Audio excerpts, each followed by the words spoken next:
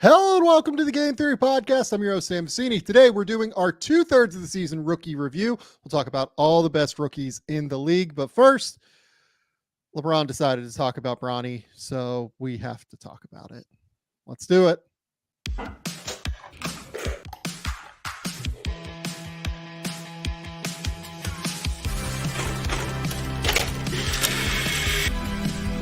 do have a timeout. Decide not to use it. Way downtown. Bang!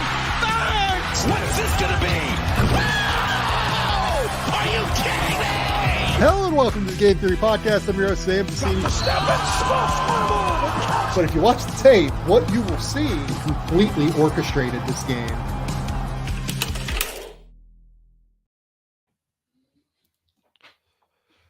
Bryce, what's going on, buddy? What's up, Sam? How are you doing today? I'm a little bit annoyed that we have to talk about Bronny and LeBron and all that stuff. I thought we did that last time and, we wouldn't have to do it again anytime soon, but here we are. Yeah. I don't know. I thought we, like you said, I thought we went 20, how many ever minutes of Bronny James talk. I thought we were very unbiased. We were very fair. We talked about him as a draft prospect, what we thought was best for him. I was like, okay, we've done our due diligence on Bronny James and what we have to talk. We don't have to talk about this anymore. He's not a real 2024 draft prospect as of right now. We'll get back into it later. And then Monday, February 26th happened. Yeah. So before we get into that, we want to do a couple of quick shout outs. Bryce, you want to shout out your old college basketball coach. So let's go ahead and do that. Yeah. Coach Jeff Jones, who coached me at American University. He's been at Old Dominion the last handful of years. And he retired today from coaching due to some health stuff. He's had some bouts with cancer. This is all public stuff. He had a heart attack earlier this year. And I don't want to get into all of it. A lot of it's very personal to me. But I just wanted to give him a shout out because I would never have been the player I was without him. I wouldn't be the person I am without him. And I guarantee people this, I wouldn't be doing the Game Theory Podcast with Sam Vecenie if he wouldn't have taught me the game the way he did. And so just shout out to Coach Jones. Shout out to Coach Jones. I love the fact that we're going to take a second to shout out Jeff Jones here. Jeff Jones, over the course of his career coaching Division I, which, by the way, Virginia, Bryce's beloved American, and Old Dominion, he won 560 games.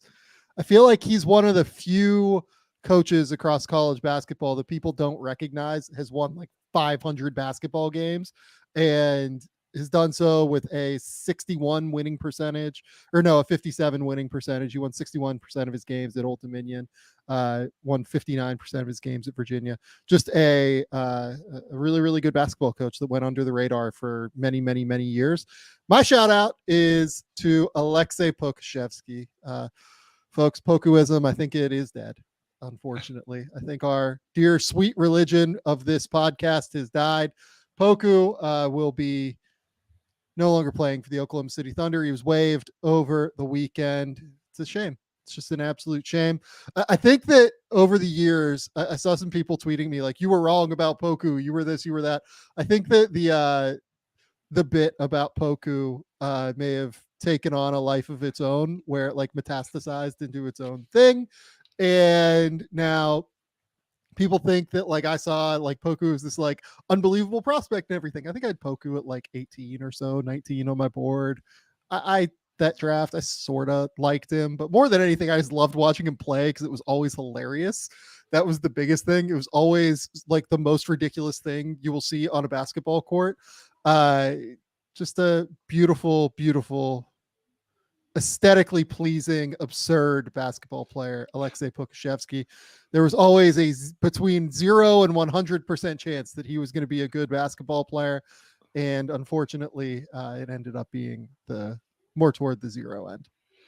Yeah, I don't have a whole lot of Poku takes or thoughts or anything like that. I mean, like we always talk about this. We want these guys to succeed. We evaluate them, we analyze them, we discuss them. We have ones that we like. We have ones that are more aesthetically pleasing than others. And sometimes you just fall into being the player X guy. Like I became the Benedict Mathurin guy in that draft just because I seem to like him. And more than anything, Sam, he was aesthetically pleasing to watch. Like I liked his game and how he played. And I kind of became like, all of a sudden you start talking good about a guy and it becomes your guy.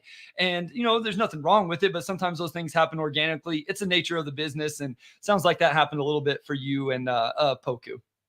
Yeah.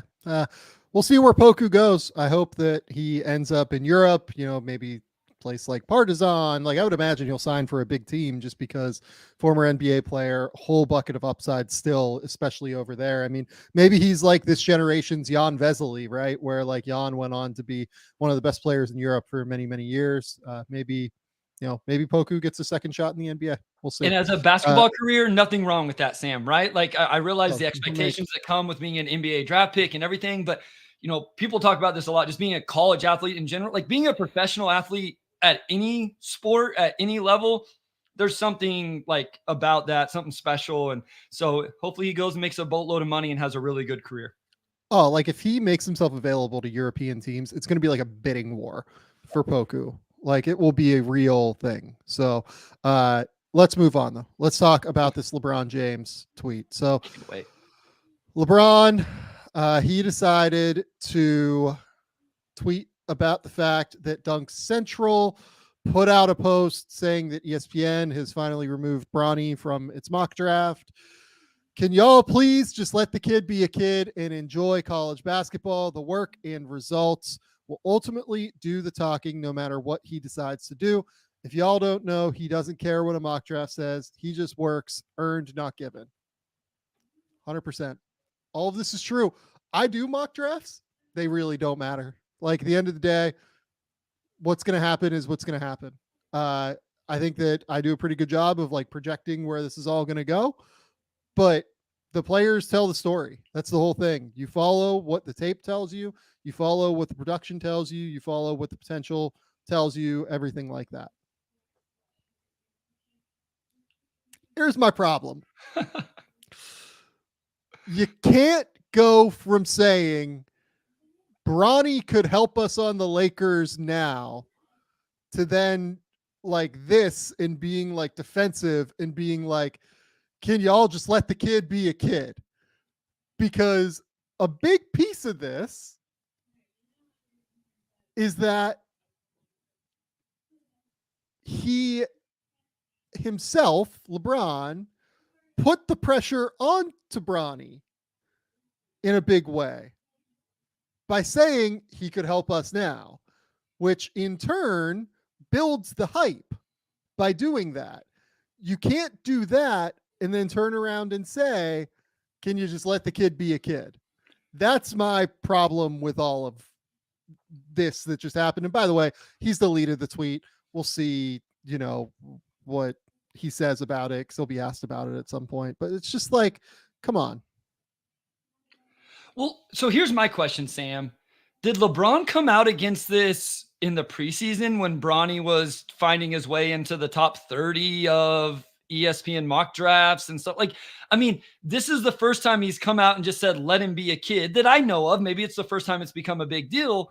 And it's because there's a little bit, and it's not even true negativity. Like there's nothing negative about this. And now, like, I just don't understand why it was necessary for LeBron to say this. Like Bronny, I think what started was ESPN put out their 2025 and Bronny was in that one. And so then all of a sudden people are like, oh, well, if Bronny's in the 2025 mock, that must mean he's not in the 2024. But like, there's nothing wrong with that. Like I didn't see Trae Alexander's name in the 2025 one and go, oh my gosh, what a failure. Like, anything like that. So I guess I just don't understand what was like, how was Bronny done wrong? I guess like, what is the context that is so frustrating around talking about him? And like at the end of the day, you do play for you are the son of one of the greatest players that ever played. People are going to talk about you. Well, and again, like I go back to a conversation we had when we had the Bronny conversation a week ago or whatever, 2 weeks ago. You contrast the way that LeBron has talked about Bronny and kind of built the excitement and like built the hype a little bit compared to the way that Carmelo Anthony has at every stage kind of like minimized the hype on Kai and Anthony. And there has been a lot of hype about Kai, and honestly, I think Kyan is like just pretty much as close to as good as a prospect as Bronny, if not like a little bit better. Like I think that they're close, basically. One way you could pick one or the other, right? Every time that Carmelo like talks about Kyan, it's like, if he's not ready to go, like he's going back to school, like no questions asked. Like it's not a thing. He's just going back. We're not even going to have this discussion. And when he's ready, he's ready. And if he's not ready, then whatever, that's fine. But when you start saying things like this guy can play for the Lakers right now, you are artificially building that on your own merit or on his merits, when his game as of this moment does not necessarily deserve that kind of expectation being built, maybe is the fairest way to put it. Bronny James, I'm sorry. Bronny is averaging 5.5 points, 2.8 rebounds, 2.5 assists, shooting 37% from the field and 27.5% from three this season at USC. And I mean, that's just like it's not an NBA player, and that's fine. Like I say that the reason we had the conversation a week ago is because I think Bronny James down the road has like a real shot to stick in the NBA at some point. He needs to work on his ball skills. He needs to work on becoming a better passer in half court situations. He needs to be able to actually pressure the rim in half court situations. Clearly needs to continue to work on the jump shot. I liked the steps he took last year, particularly with it, but clearly needs to continue to grow if he's only shooting 27.5% from three this year. I think some of that small sample, if you made me say like, is Bronny a true talent, 27.5% 3-point shooter? I would say, honestly, I think he's probably better than that, but he's probably not like a 35% 3-point shooter from the NBA line, which means he's not good enough to do it yet. So I say all this to say that with a guy that is, 6'2.5", 6'3", something like that in terms of height, in terms of what he'll be listed at in the NBA. Not really like an on-ball point guard yet. The margin for error is just very, very low. And no matter how athletic Bronny is, how strong he is, and he has all of those tools, and they're all really interesting. The margin for error is very, very small. And you need, if he's going to stick in the NBA on his own merits, which I think that like there is a chance down the road that he could, you need to handle this process in a very calculated and intentional way. You can't just send him through to the NBA and like expect that it'll work. Because what does he need most to develop? He needs on-ball reps because, again, he's not an enormous dude, right? I just think that people rush this in such a real way. And that includes, my colleagues that do mock drafts. Like I've never had Bronny as a first round player. I don't think. I think the highest I've had him is like right around like the 35 to 40 mark or something. I've never really seen him as like a one and done though, talent wise. I've always seen him as more of a, this is going to take time guy. But again, he is athletic enough. He has potential to shoot enough to where if you squint, you can see a 3-and-D guard down the road. Like nobody thought that somebody like Devin Carter at South Carolina should go pro immediately as a freshman. But Devin Carter transferred to Providence, got some on-ball reps, got a ton of on-ball reps this year, improved, showcased what he was capable of, and Devin Carter is going to go somewhere in the top 25 this year. And it's going to be earned, as LeBron says, not given. And sometimes you just need to take that slower route, and that's okay. That's totally fine. I just hope that like maybe this is a more realistic sense of how to handle it from LeBron moving forward, saying that, just let the kid enjoy college basketball, this, that, and the other thing. Maybe this is like a change of strategy in some way that they're recognizing, hey, maybe he's not a one and done. Maybe we're going to do that instead. That would be great, but yeah, like these aggressive comments and things like that are never positive in my opinion. Well, I just always want to make sure we give the context, and we did it the first time we talked about this. I think the reason both of us get, I don't know if frustrated is the right word, or want to talk about this is because we both see the path to a real NBA career for Bronny. Like you say, on the merits of his game, not on the merits of LeBron James wants to play in an NBA basketball game with his son, and some team will draft him in the second round just to make that happen because LeBron James is who he is and all of those things. We both think that Bronny James has a real path, not a guaranteed path, but a real path to being an NBA draft pick and an NBA player. And I think both of us just want to talk about him that way, right? Like you don't like when he ends up in the first round of 2024 mocks, then you have to almost disparage him because neither of us believe that. And so now it's almost like we can have a more realistic conversation of, I don't even know where he was in the 2025 one, but we can be like, okay, if he goes into the offseason where this year he'll have a real offseason where he can grow and improve his game, he could end up at 25 or, like you say, the Devin Carter arc, like those type of things. I think that's why we're kind of so passionate about it is you're taking a real draft prospect and a real potential NBA player, and we're turning it into a completely different conversation that takes away from what this kid is as a player. Yeah, I agree. Okay. Are you ready to talk rookies, Bryce? Let's do it. Let's have fun talking about like basketball now instead of the things around basketball. That'd be great. All right. The way we're going to do this is I'm just going to name a rookie and we're going to go through it. I was just saying, because I don't think we talked about how we're going to do this. So I can't wait to hear it. We're going to start with Victor Wembanyama, who is like breaking basketball and continues to like blow my mind every single time I watch him. What we talked about the last time we did this, what I talked about in the rookie rankings, probably a month ago, something like that, was that this dude's coming. And it's startling how quickly he is picking up NBA basketball. That is the biggest thing that like is a standout thing to me right now. Every time I watch Victor, he's like processing and figuring out NBA basketball at a staggering clip. Like not just like oh yeah, like he's getting better, he's a rookie, whatever.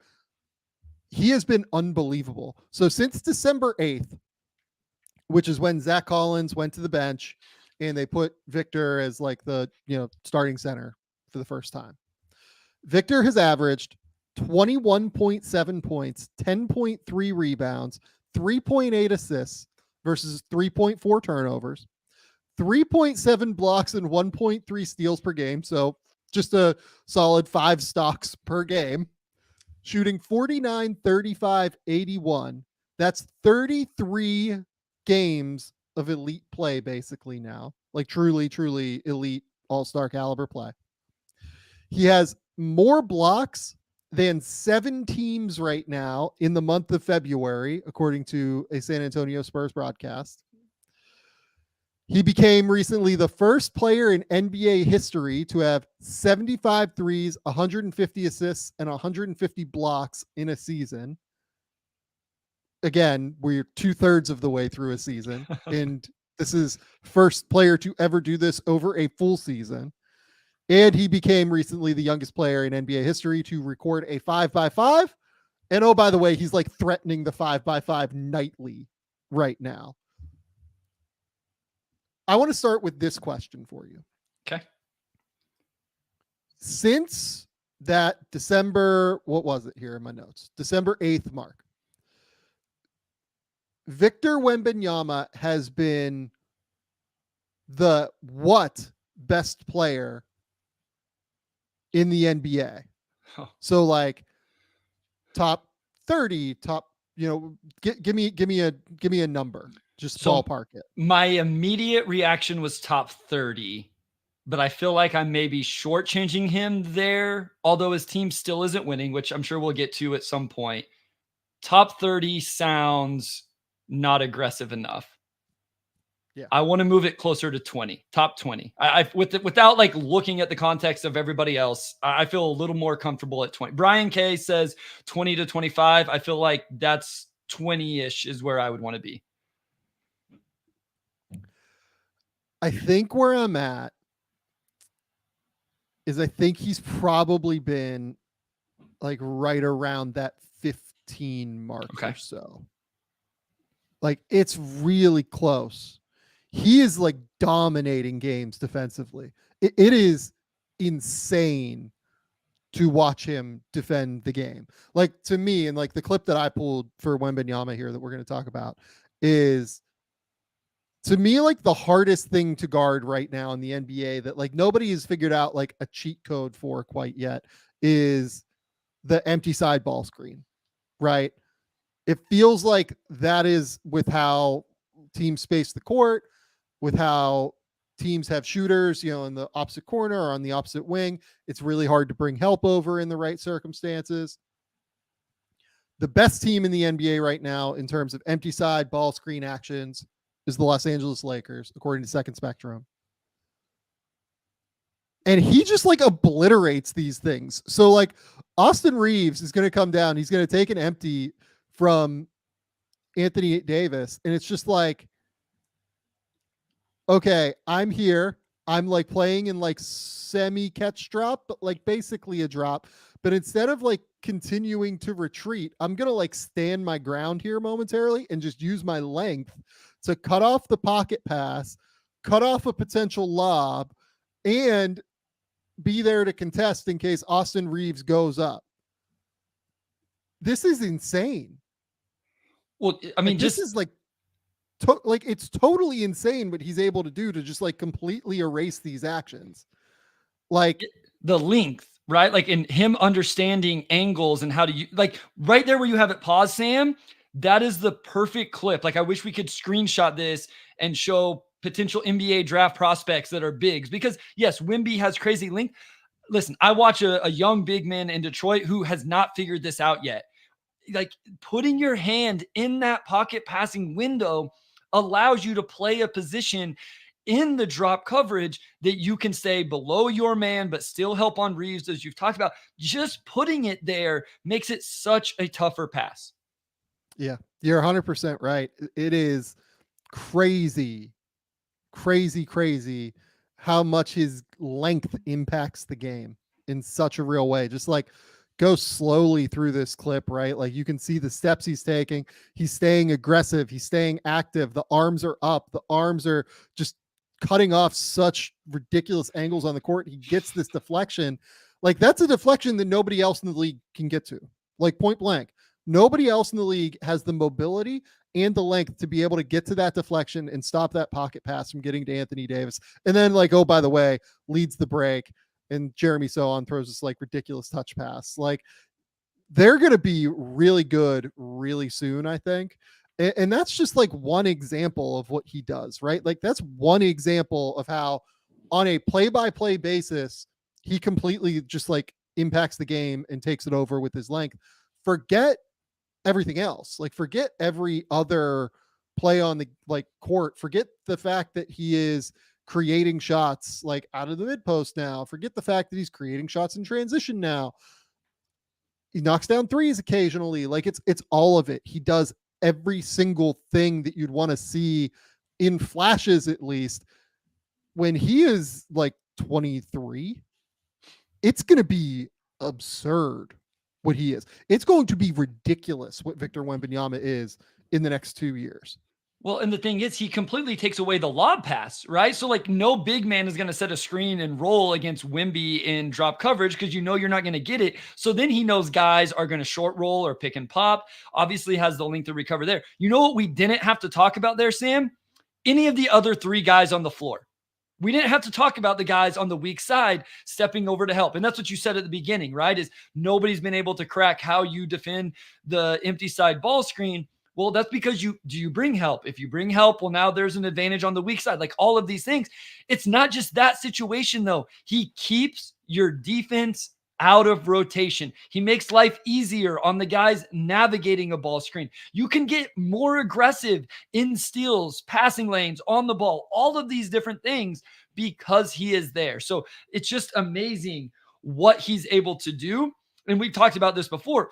when he gets stronger, right? Like when people are talking about in the comments how he's able to bend. So with the flexibility is there. Think about when he gets a little bit stronger even. I don't know if we're ready to move on from the defense yet, but when we want to talk offense, I have a question I want to ask about his offense and kind of his go-to thing moving forward. But I don't want to move on from the defense yet if we're not there. No, I'm ready to move on from the defense. I mean, he's just completely ridiculous. Like, he is absolutely unbelievable on the defensive end.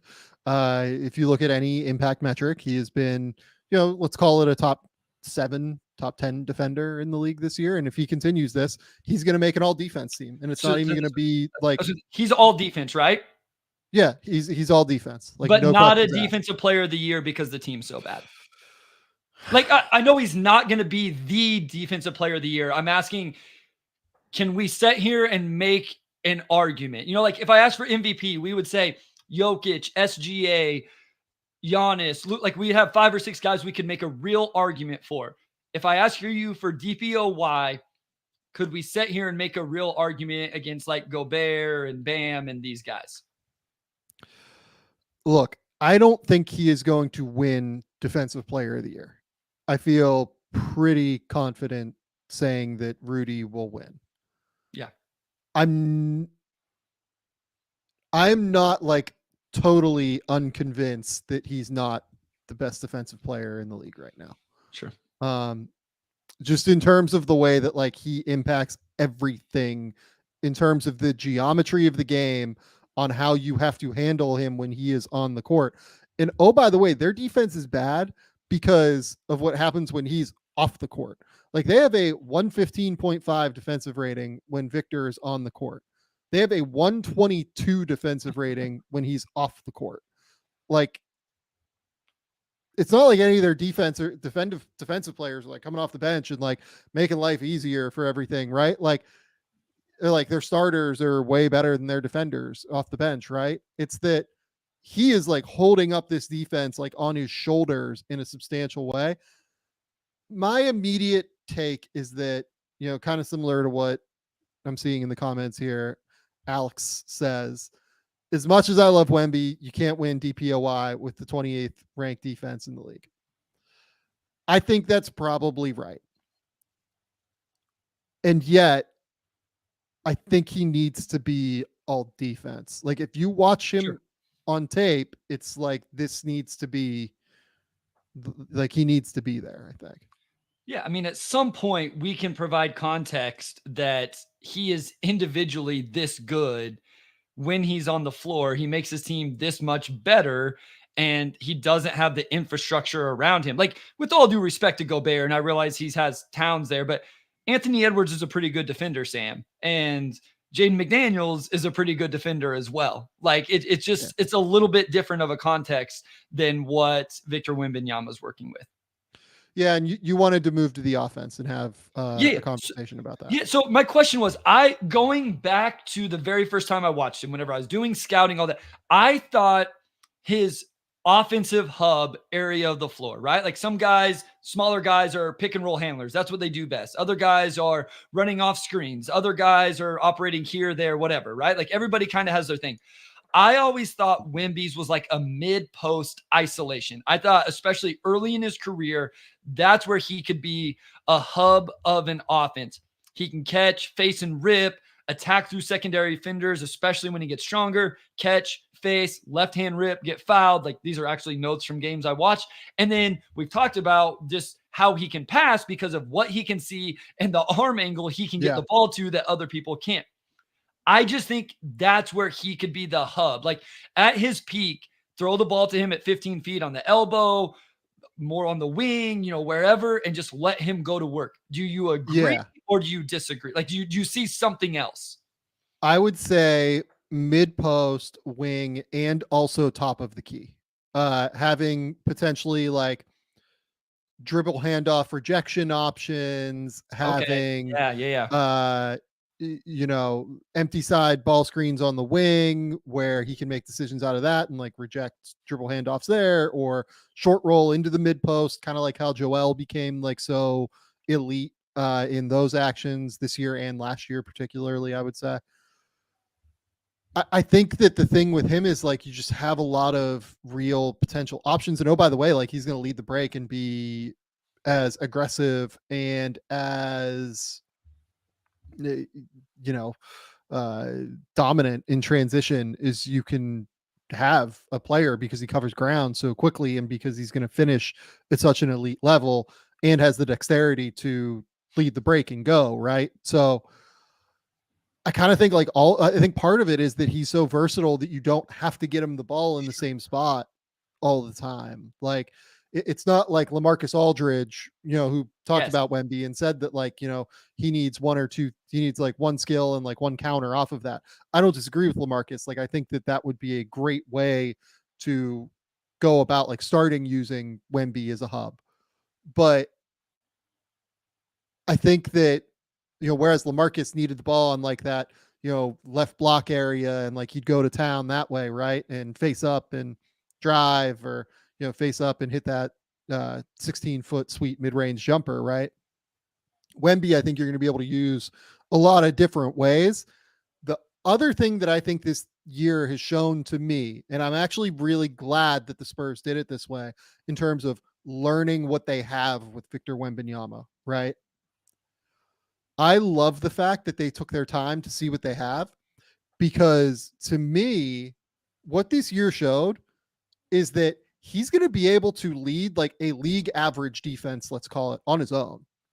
Like when he is on the court, you're going to have a league average defense. That means if I'm the Spurs moving forward in terms of the players I surround him with, I'm just going shooting and playmaking. Sure. And just saying, let's have like the best offense in the league.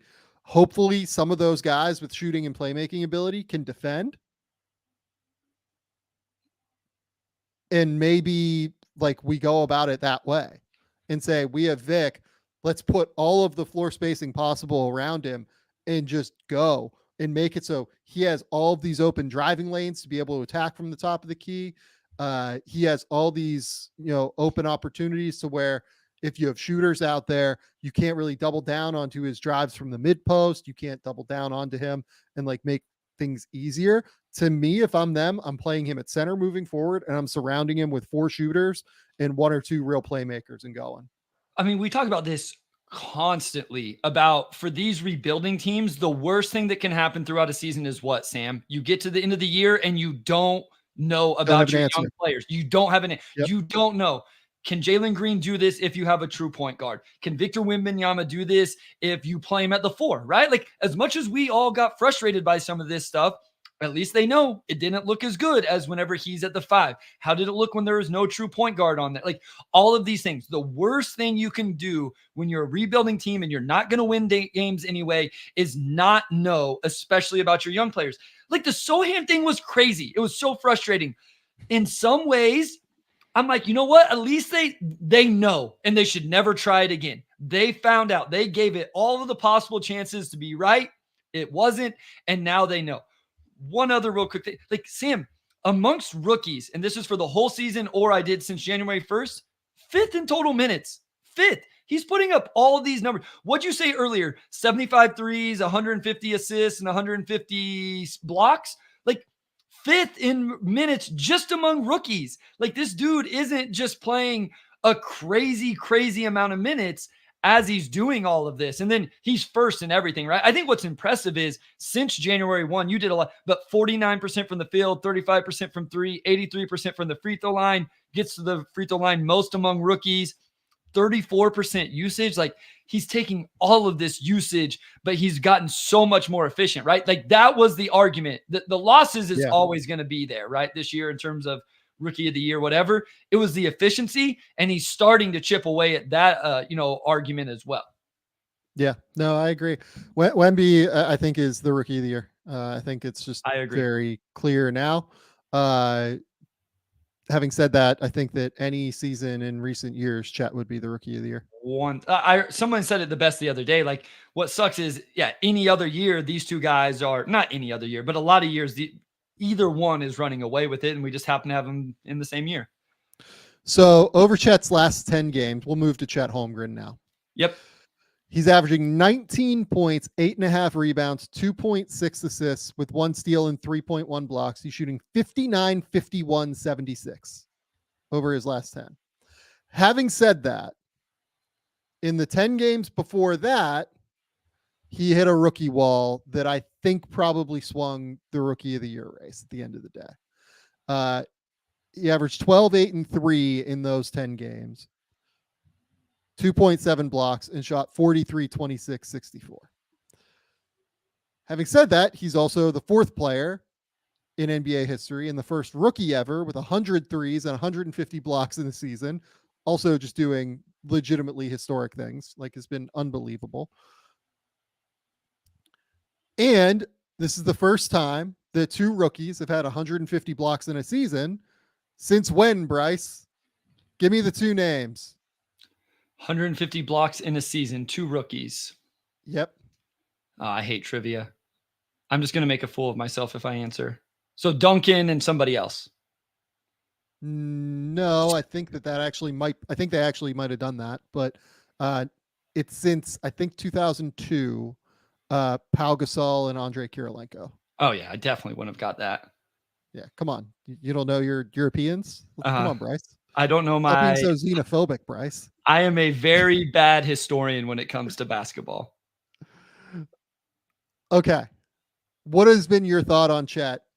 Let's say over the last little stretch here and over the course of the season.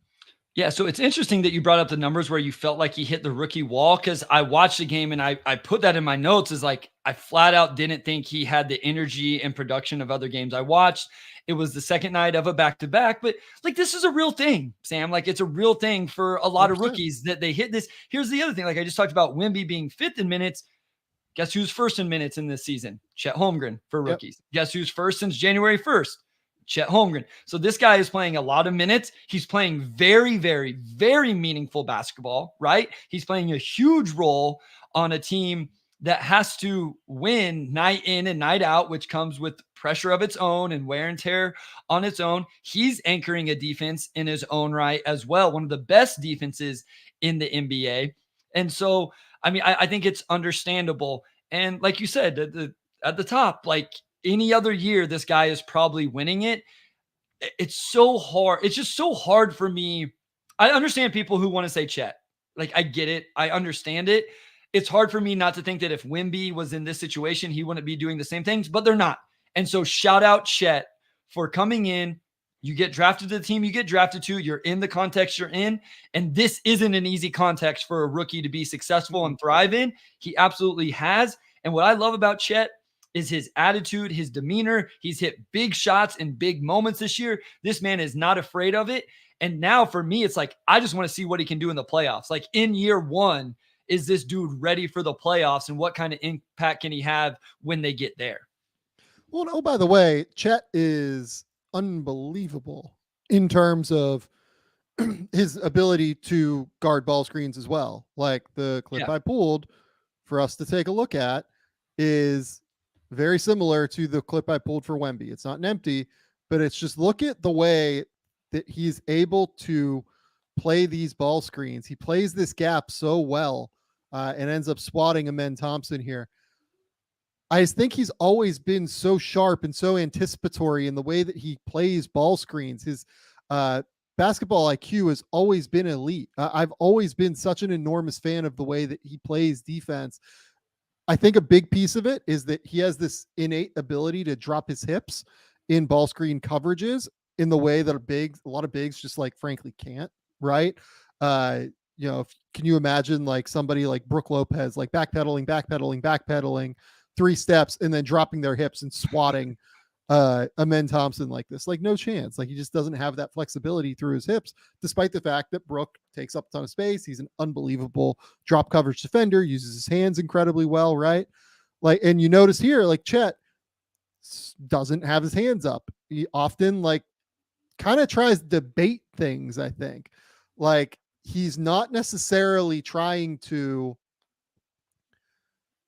just cut off all of the angles all the time. He's trying to bait people into doing what he wants them to do, because he thinks that, for instance, against Amen Thompson, he's going to be able to turn and recover and then get the rebound and end the possession, right? Like he's playing that cat and mouse game, honestly, I think at a higher level than what Victor does. It's just that Victor has like arms that are half a foot longer and has like height that is almost probably close to half a foot higher or 4 inches higher or something.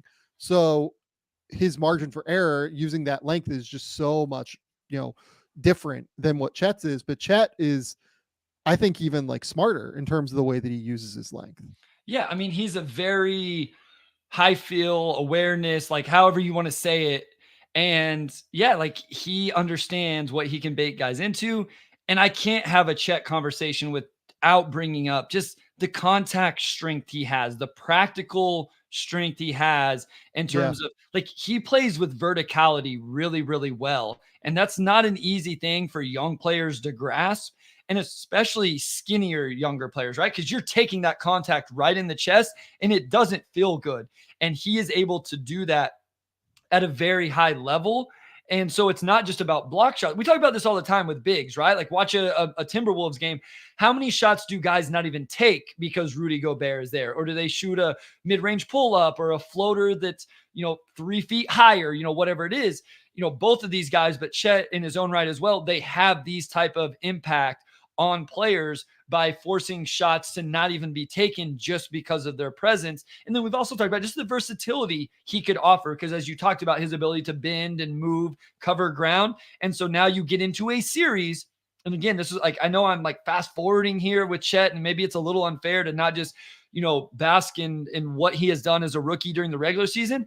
I can't, like, you need that versatility in playoff series, Sams, to do different things, to put him on different matchups, to switch, to drop, to, play him as an off-ball roamer if the matchup makes the most sense to do that. And that's going to make Chet really special with what he can do defensively in regards to all of that. Yeah, no, I agree. Chet has been unbelievable this season. We're going to get to see how good he has a chance to be in the playoffs. I'm fascinated to see what he looks like. He has the games where he struggled a little bit with foul trouble have come against good teams for the most part this season. I think we shared those numbers on the last show, right? I think it was something like, 13 games or something, and 11 of them were against playoff teams where he's had at least 4 fouls in a game. And, I think they're like 7-6 in those games as opposed to their like elite record. So yeah, it's really, really interesting to watch how he's going to get officiated, like how teams try to attack him. Do they try and make it more of a point to attack him in the playoffs because Oklahoma City doesn't have anything behind him? I'm going to be really interested to see how teams scout those kind of settings and try to work from there with them. Yeah, no, it'll be really interesting to see. And that's what, again, like we get to see him in a different context. Here's the other thing. Like, I hope we don't judge his season at the end any differently if they get into the playoffs and maybe something gets exposed or whatever, right? Because we know this is the type of stuff that happens in the playoffs. Like, this man has put up an incredible season. Again, first in minutes. He's right there in points, second, third, whether you look on the season or since January 1st. And then the efficiency offensively, Sam, like on the season, he's shooting 40% from, like he's almost 50, 40, 80, like just ridiculous for the season. That efficiency dropped a little bit from the free throw line since January 1st, but just putting up crazy numbers, over 60% effective field goal percentage, and filling a role that this Thunder team really needed, right? Like they need this. And a lot of it is like what they do offensively. I think he's a huge cog of that. Like as good as SGA is, how does this look if you don't have an offensive 5 like Chet doing what he can do on the offensive end? Yeah, no, it's 100% right. He is a huge piece of their scheme and structure. And we've talked about that throughout the course of the year. Yep. Let's go to Brandon Miller now, because Brandon, I think, has been really, really fun to watch. Overall, you look at the numbers, averaging 16.5 points, 4 rebounds, 2.4 assists, 44% from the field, 38% from 3, 83% from the line. If you look at it since January 19th, he's played 19 games in that time. 21 points per game, 4.5 rebounds, 2.7 assists, 1.4 steals, 47, 38, 87 in terms of his production. That is really, really impressive. Like that is some really impressive stuff for a rookie. But you know what the best thing I saw recently from Brandon Miller was? There was this clip recently against the Blazers where transition defense has been a total catastrophe for the Charlotte Hornets the entire season. There's not another way to say it. So he gets back first in transition defense. You can see there how many guys are in this clip. 1, 2, 3. 3. Yep. Yeah. So means a couple of guys did not get back for the Hornets. And look at him. He's saying, you guys got to get back. Like you can literally see him like communicating with his teammates, like you guys have to get back. And one of the things about Miller pre-draft was, kind of a quiet kid, like, definitely a dude that like really wants to be great and everything, but a kid that could be like a little bit quiet for the most part. This kind of stuff is enormous for him. Like this is the kind of stuff that you see. They move Terry Rozier, they move PJ Washington, they move Gordon Hayward, so they move out some of the vets. Brandon Miller, like over, recent times, it seems like is like trying to take on like a bit of a louder voice and trying to like make, the team a little bit more like in his image in terms of what he wants. And he wants his team back in transition defense, and he's not afraid to say it as a rookie. And I think that is so impressive to see. And it's really, really important for the Hornets moving forward because like LaMelo is a lot of things in terms of talent, in terms of what he's been capable of. We have not seen anything really like this necessarily from LaMelo in regard to like winning basketball, right? This is big for them. Like if Brandon Miller can be that kind of guy, I love it. Yeah, and I mean, at the end of the day, as long as he's doing the right things on the floor, as long as he's sprinting back on defense in transition, he's trying to take matchups. I think we talked about that early in the year, that they were putting him in position to guard some of the other team's best players. Like, you're going to have to do it on this end of the floor as well. And whenever you do those things, people listen to you when you're vocal. The other thing is, then they're willing to let you do your thing on the offensive end, right? Like you give that effort on the defensive end and they'll let you go do your thing on the offensive end. Teammates are much more willing to live with that if they know you're going to sprint back on defense or go get a rebound or make the rotation or jump up, whatever it is that he needs to be doing. It works hand in hand within a team. It's a lot harder to, sit there and watch some player jack shot after shot after shot if they're not vocal, if they're not emotional, if they're not intense, if they don't play any defense. And so I think overall, this just makes I don't know how much we talked about him as a defensive prospect going into that draft, right? A lot of it was offensive. Can he get to the rim? And will the mid-range come back? Because that's what he was known for coming into his freshman year at Alabama, Sam, right? Was like this mid-range pull-up guy that was really good. And then the three-point line stuff, or the three-point shot, came around obviously in his freshman year there. So I think it was a lot about the offense. He has the body and the not a big time athlete, but the length. And if he can put on a little bit of strength, he's not like a lockdown defender, but a little bit more two-way, especially if he has this mentality that you showed in the clip. Yeah. I kind of want to go back and take a look at the draft guide real quick and like see what I thought about Brandon, like 100%. My immediate reaction is I had some like real questions about him on defense. Let me, I'll give some stats while you look that up. So since January 1st, second in points at over 18 a game, 44% from the field, 37% from three, 85% from the free throw line. He's getting there almost 3 times a game since the turn of the calendar. 9th in rebound, 9th in assists, 3rd in steals. Like some really good stuff there. Over 50% effective field goal percentage, 25% usage. I think he has gotten better. And the other thing is the talent around him has not gotten better on that Hornets team, either due to injury or trades or anything like that. So I think he's getting tougher matchups, better defenders guarding him. And I think this has been a really, really good rookie season for Brandon Miller that's kind of being overshadowed because Wemby and Chet are so darn good. All right. So I just pulled up the draft guide from last year. I didn't have negative thoughts really on Brandon as a defender. I thought he was, and I quote, a steady defensive player for his size. He's not a lights out defender or a stopper, but he's reliable and should translate well schematically to the NBA. Alabama used him on guards regularly, and he was relatively effective in terms of switchability. He's not the quickest guy in the world, but he's big and fluid enough to flip his hips well in space and try to cut off a different angle if the man beats him. Off the ball, he does a good job of constantly being in the right position and using his size and length effectively. He stays on balance and closes out well to shooters, doesn't miss rotations often, does not project anywhere near an all-defense level, but has potential to be a cog in solid defensive teams, which I think kind of feels right to what we've seen so far, right? Yeah. No, I mean, that's it's like you've done this before, Sam. Maybe you know it's what like you're doing. I am okay at this from time to time. Yeah, so like I say all of this to say that like I think Brandon, has been pretty good this year. Honestly, like I think this year he's been a little bit better on defense than what I thought he would be. I thought it might be like a little bit of a struggle to him, like adjusting to the physicality because he doesn't have a ton of strength in his lower half. But it hasn't really been that. Like he's been pretty capable so far this year. I mean, they're terrible on defense, but like it's not his fault that they're terrible on defense when you watch their games.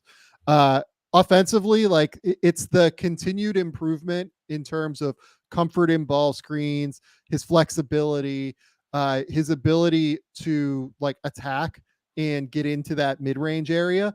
That's the kind of difference between him and like I've seen people ask about like comparing him to Zach Rizdache, right? Like I even have like asked that question of scouts before, honestly, just to like kind of get like the feedback from them on it because I think it's an interesting point of comparison.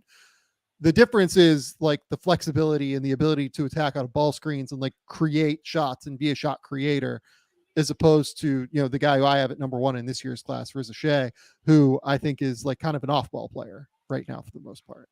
Yeah, it seems like Miller is just a little more dynamic offensively. I will say though, I like that. I know you want guys to continue to expand their game and what Miller can do with the ball in his hand.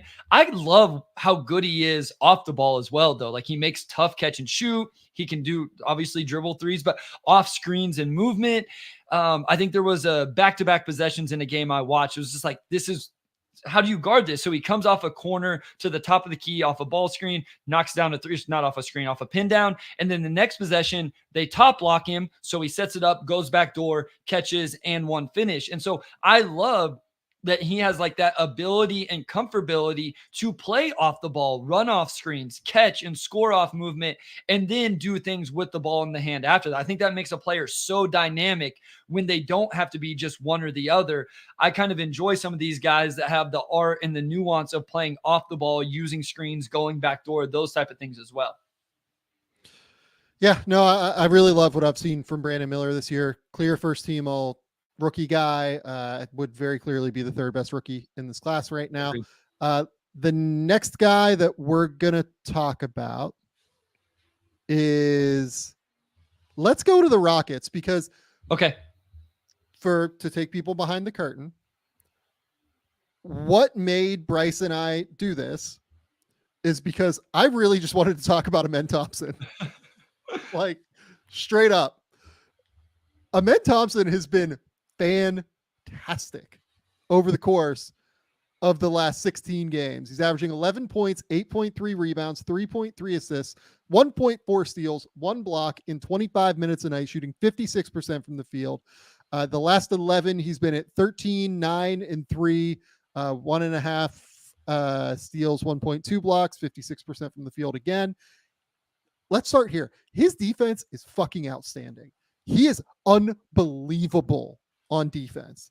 He's not like Victor Wembanyama unbelievable, but he is holy shit good on defense. So I feel like I took a lot of heat because I said that I thought Amen's defense was just as good as Asar's. Like I felt like coming into the draft, Asar was the better shooter and Asar was the better defender. And Amen was like this jumbo creator that was a little more athletic, could play with the ball in his hand, those type of things. And I mean, I didn't see a difference in their defense a lot of times. I thought Amen had just as much upside and ability to defend as Asar. Go ahead. That's the key word.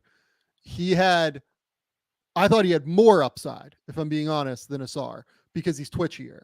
Yeah. So, we can go back to the draft guide again, right? Because, I have these things written in internet ink, right?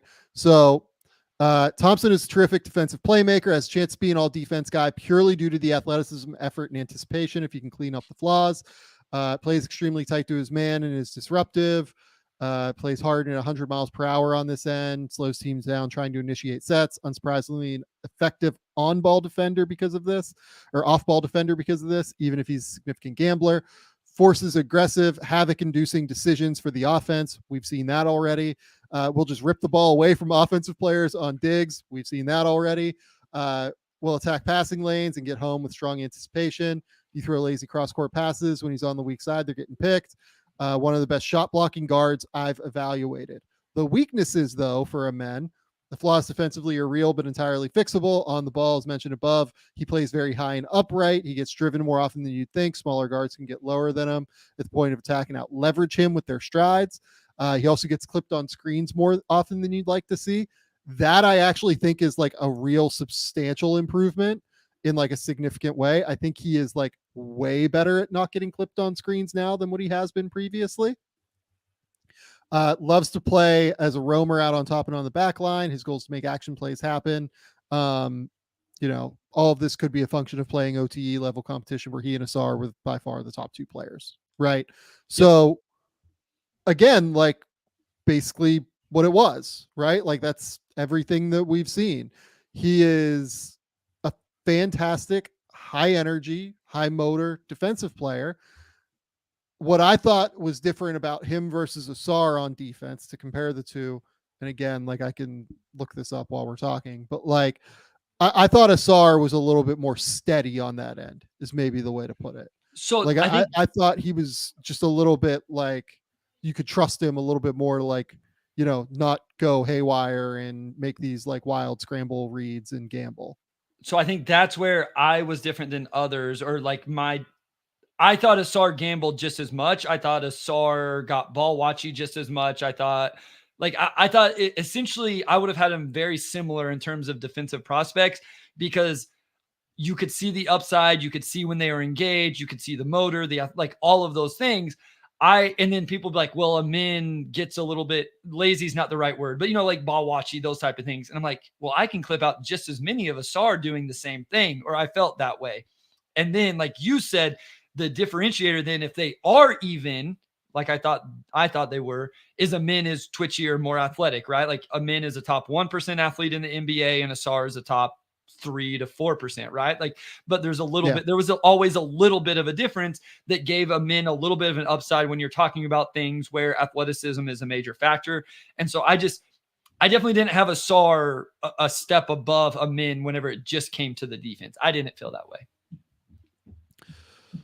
So the clip I pulled for Amen, because I had to pull a clip for Amen because the defense is just like wildly fun. Like this is just like pure tools to me, right? It goes to show how absurd he is. So this is their game against I think the Suns recently, where Bol is going to catch this ball empty side of the court, right? A man just like kind of crawls up into him and blocks a Bol jumper and then contests like another one after that into a miss. This dude blocked a shot from a 7'3" dude. And oh, by the way, like we can talk a lot about like Bol having. He jumps on this one. He jumps on this one too. He jumps on this one, and like the ball is like kind of behind his head. Yeah. When he's going to release, this is not the typical like out in front of his face like Bol release. This is like a real holy shit. Like he just blocked a 7'2", 7'3" guy's jumper, like without even batting an eye. It was silly. And I think the thing is, again, I think what we undervalue sometimes with these guys' ability to get off the floor is he was sliding side to side. And again, I know it's Bol. It's not a lot of contact, but it's not like he just ran at a Bol catch and shoot 3 on the perimeter, right? Like that wouldn't be crazy or like impressive. Caught one like in recovery from behind. Right? Yes. Like it was flat, one-on-one, side-to-side movement, not like low release Bol jumper, and just caught him. a standstill, true vertical jump, right? Like old school vertical, no running start, none of that type of stuff. And yeah, it's just like you said, the tools are just ridiculous. And if he's engaged and he's intense and the coaching staff kind of coaches him up in terms of like the foundational, fundamental type of things, this is a scary, scary defensive prospect. And just in general with this Rockets team, the other defensive prospects they have to go with him. So Amen is also like a fantastic transition player. He's been a really good connector on offense. The shooting is like a serious concern, and we'll talk about that in terms of him hitting his upside momentarily. But like every time I watch him over the last month, realistically, and I said this on Twitter, and it'd be interesting to hear your take. I think that this month-long stretch that we've seen from Amen Thompson in his rookie year is better than any month-long stretch I can remember from Jalen Green. Point blank. Like, this is a rookie who is doing this and is like impacting high-level winning basketball on some level, because the Rockets are still like competitive every single night, it feels like, for the most part. Not every night, but like every night that Fred plays, frankly, they're like pretty competitive. I think he has been better this month at doing the things that help you win basketball games than Jalen Green has ever been. Yeah, I mean, I try to pull up like Jalen Green's just like monthly splits here just to kind of get some context. I mean, it's not fair to use his rookie season because that team was just so much different. So as Basketball Genesis says, in the month of March, he had only a negative 2.4 plus minus in 17 games, shot 48, 40, 77 on 59% true shooting, 25% usage. So like, I mean, I'm sure there is, but I understand where you're going with this, right? Like just in terms of affecting winning basketball. I think the comparison is, go ahead. Yeah. Like Jalen Green's best month as a player probably is either November or March last year, right? In November last year, he averaged 22.8 points, shooting 60% true shooting percentage, had 5 assists per game. He is so deficient on defense that I think that I would just rather have Amen basically averaging a double-double and playing elite defense. The argument is Amen's deficiency on the offensive end in terms of floor spacing, right? Like sure. what is more detrimental to winning? And there's always team construct calculations here. Jalen Green's defense, when he's being efficient, Sam, right? When he's being efficient offensively, is it Jalen Green's defense or when Amen is playing at this level defensively, but he can't space the floor at all for you? To me, it's Jalen Green's defense because you can figure out ways to like have proper spacing on the court with Amen on offense because he constantly fucking moves.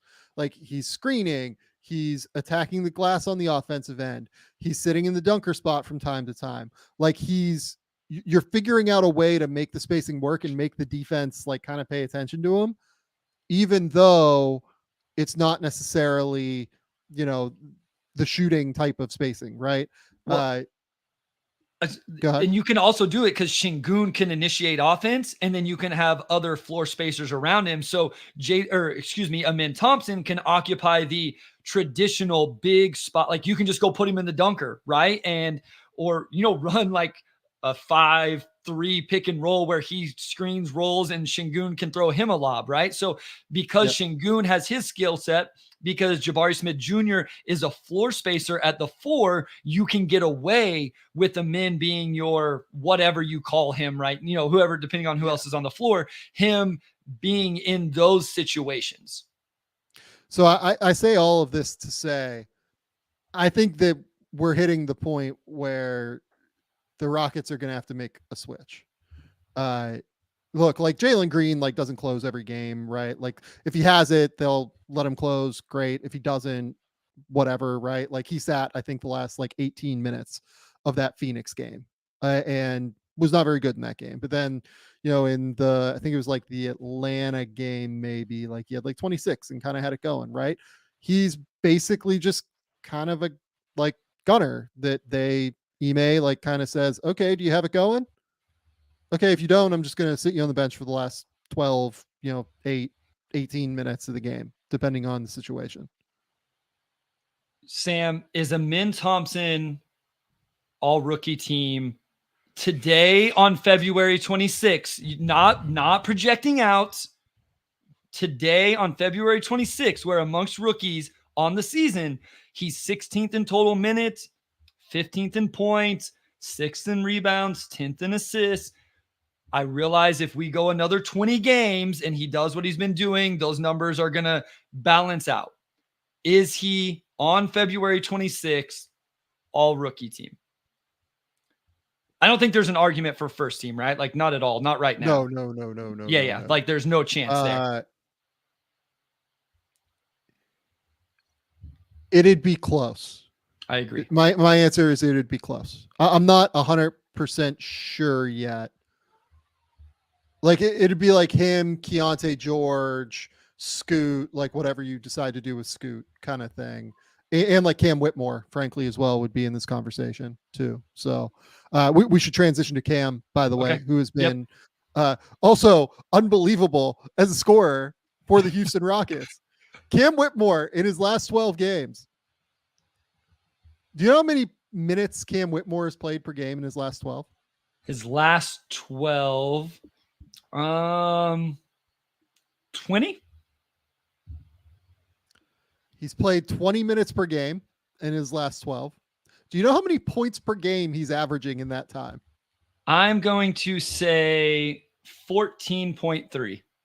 He is averaging 16.4 points per game in 20 minutes per game, 4.3 rebounds, 0.7 assists per game. We're going to have to do some work on that, Cam. We knew this. 47. We knew this. 47, 38, 72 in double figures every game, but one of those games off the bench. I think he came off the bench in all those games. I'm trying to use my memory now. I feel like God, I probably watch half, 2/3 of the Rockets games at this point, because I find this whole thing fascinating. Like it's incredible. He is a monster scorer. He is a like ridiculous scorer. And oh, by the way, there are like plays where your brain wants to explode, because he will just decide, oh no, I'm just gonna go. Like I'm just gonna go and try and get a bucket now. And he'll like shoot an air ball, or he'll like bang one off the opposite side of the glass. Like it's wild. His misses are really bad for somebody that is a good shooter at the end of the day. But my goodness, like he's averaging 16 points in 20 minutes a night. He can score the ball. We knew he could score the ball. Everybody questioned it so much. I'm like, it was one of those jumpers where it looked very repeatable. It looked very sustainable. I thought it made sense. And again, so we had this question and we didn't get to it on the draft mailbag, which if you guys haven't listened or watched or whatever, go check that out, the last episode. And it was, who's the best athlete in the 2024 draft? And I had to think about it for a little while and come up with some names, and it would have been fun to debate. Maybe we'll do it later on, next time we talk draft. My point was, in the 2023 draft, it was who? Amin and Asar, right? Everybody talked about Amin and Asar and their athleticism and all of this stuff, right? And then you had this crazy Victor Wembanyama, and then you had Scoot, who was a crazy athlete. Cam Whitmore's athleticism got lost in the shuffle. It got overlooked. How athletic, how explosive he was. And it almost, I felt like it got lost in terms of his scout and what that was, because you had these other physical specimens that people were talking about instead of him. And so it didn't get talked about enough. He was so explosive of an athlete. He also was disruptive defensively with steals at times, those type of things, which shows some sort of feel for the game. I'm not saying he's going to be like a lockdown defender, although he does have the physical tools to do it, especially with his strength. But I think he can be a good, competent defender. And then you score the ball the way he does. I'm okay if you only average, 1.5, 2 assists per game throughout your career, if you can do these other things that it looks like he may be able to do. Yeah. It really is going to come down to like, what else can he add to his game? He's not like terrible on defense. Like, yeah, he goes space cadet like off the ball from time to time, but like he's strong, he's physical, he's athletic, like he's capable of dealing with different matchups on that end. I mean, the passing is going to have to improve and the off-ball defense is going to have to improve, but like he's a 20 point per game scorer. Like if he played 25 minutes a night, he's a 20 point per game scorer in the NBA right now. This Rockets team is so interesting, man. Like the young talent, what they do with the young talent, kind of the collection of it, how it all ends up getting put together. Like it's really interesting. It's really exciting. And it's going to be fascinating to see the path they take with these guys. Yeah, and Brian K brings up Cam is going to be a more physical Jaylen Brown, but I think some limitations will prevent him from being a legit top 20 player. He's so young. Who knows, though? Jaylen has always been my comp for him. So, like, that's always been the name that I've brought up. That's always been the guy that he's reminded me of, is Jaylen Brown. So that's the thing. Like, if you made me pick, does Cam Whitmore make an all-star game? I think he will. My answer is yes. I think he will. Still, Dre, we talked Brandon Miller for like 10 minutes, like 30 minutes ago. So please, there was plenty of Brandon Miller. He was the third person spoke about, and we consensusly said that he was the third best rookie in the NBA this year. So Brandon Miller's getting loved by the Game Theory podcast. Okay. Do you want to go here? I'll give you the option here. The guys that are like rotation players on good, semi-good teams. Dereck Lively, Cason Wallace, Jaime Jaquez, Brandon Podziemski. Which of those four do you want to talk about first? I want to talk about pods. I think let's start with pods. So what I've liked about Brandon Podziemski recently, particularly, he's just like an essential player for them. We'll see how that changes over the course of, because I think Chris Paul's coming back now. So over the course of the next couple of weeks, like, let's see what it looks like, I guess. But over the course of the last 18 games, he's playing 31 minutes a night for them. He's averaging 12 points, 6.7 rebounds, 5 assists in 32 minutes a night. But what I've particularly loved about Podziemski is that he's only shooting 34% from three in that time. And you might say, like, why do I like that he's only shooting 34% from three? I love the fact that he's proven so impactful and so important to them that you have to play him. Yeah. Like, you can't, like he is good even when the shot is not falling. He is valuable to them even when the shot is not going. And to me, that's almost like the most important thing that could have happened for him this year is and look, like, I still have many questions on defense in terms of what he's going to look like. I think that he is going to get attacked in big moments, and he does from time to time, even still. He is still exceptionally valuable. Sam Mitchell in the comments brings up he's a little Goran Dragic-y. I have not thought about that name for him. It's a little bit different, but it's not like terrible. It's not a bad name for him in terms of like skill set. He moves off the ball a little bit differently. Goran was more of like a true point guard, whereas Pods is like a combo that just flies around and does different stuff. But like lefty, incredible touch, like great floater game, plays really hard. I kind of get the idea of it in that way. I'm, relative. Like I see no reason to not be high on Brandon Podziemski. I think he's been really, really good this year. First team all rookie for you? So I would have right now the three we talked about, and then it's just who are your other two? Wemby, Chet, Miller for sure. You have Pods, you have Jaquez, you have Lively. Those are the three. Cason. I wouldn't have Cason as first team. I probably would. Yeah, I'd probably have Pods first team all rookie right now. I do as well. And a lot is because like he's just stepped into this role. He's third in minutes among rookies since January 1st. All of the things you talked about. What I'm interested to watch defensively is he going to be heady enough and have a good enough feel for the game to just get to the right spots, cut off guys because he anticipates the angle and he gets there? Can he just have enough energy to get where he needs to go? he's going to get cooked in straight isolation situations, right? Like if you get a switch on him and, he's guarding somebody that's a 6'8", power wing or something like that, he's going to lose, right? Like he just is. But can he just learn to navigate screens, well enough, cut off angles, play hard? He's like already this like pesky charge taker that's annoying to everybody coming down the lane, because of course he is. The Warriors team has talked about the energy he brings and how important that is to him. And I think he ended up in a really good spot because he can play kind of that Warrior offensive system where he knows to move the ball and then go screen for Steph. And then, right into like the ball doesn't stick. I'm going to ask you again to go to the draft guide. The shooting hasn't been great so far this year. Even the free throw percentage isn't great. Now, he's not a high volume free throw shooter. I don't remember having concerns about the jumper coming out of college, and maybe there still shouldn't be. Are you surprised, I guess, is my question, that he's still 38% on the year? There's no reason to go into that. It's just the free throw percentage that's a little wonky right now. And he's only been 33% from three since the beginning of the year. So it's too early to have that conversation. So yeah. So let's go to the draft guide and have a laugh at Sam right now. Let's do that. So I had Pods at 42 on Sam. my board. Our first phone conversation ever, we talked a lot about Brandon Podziemski. We did, and I was not a fan really.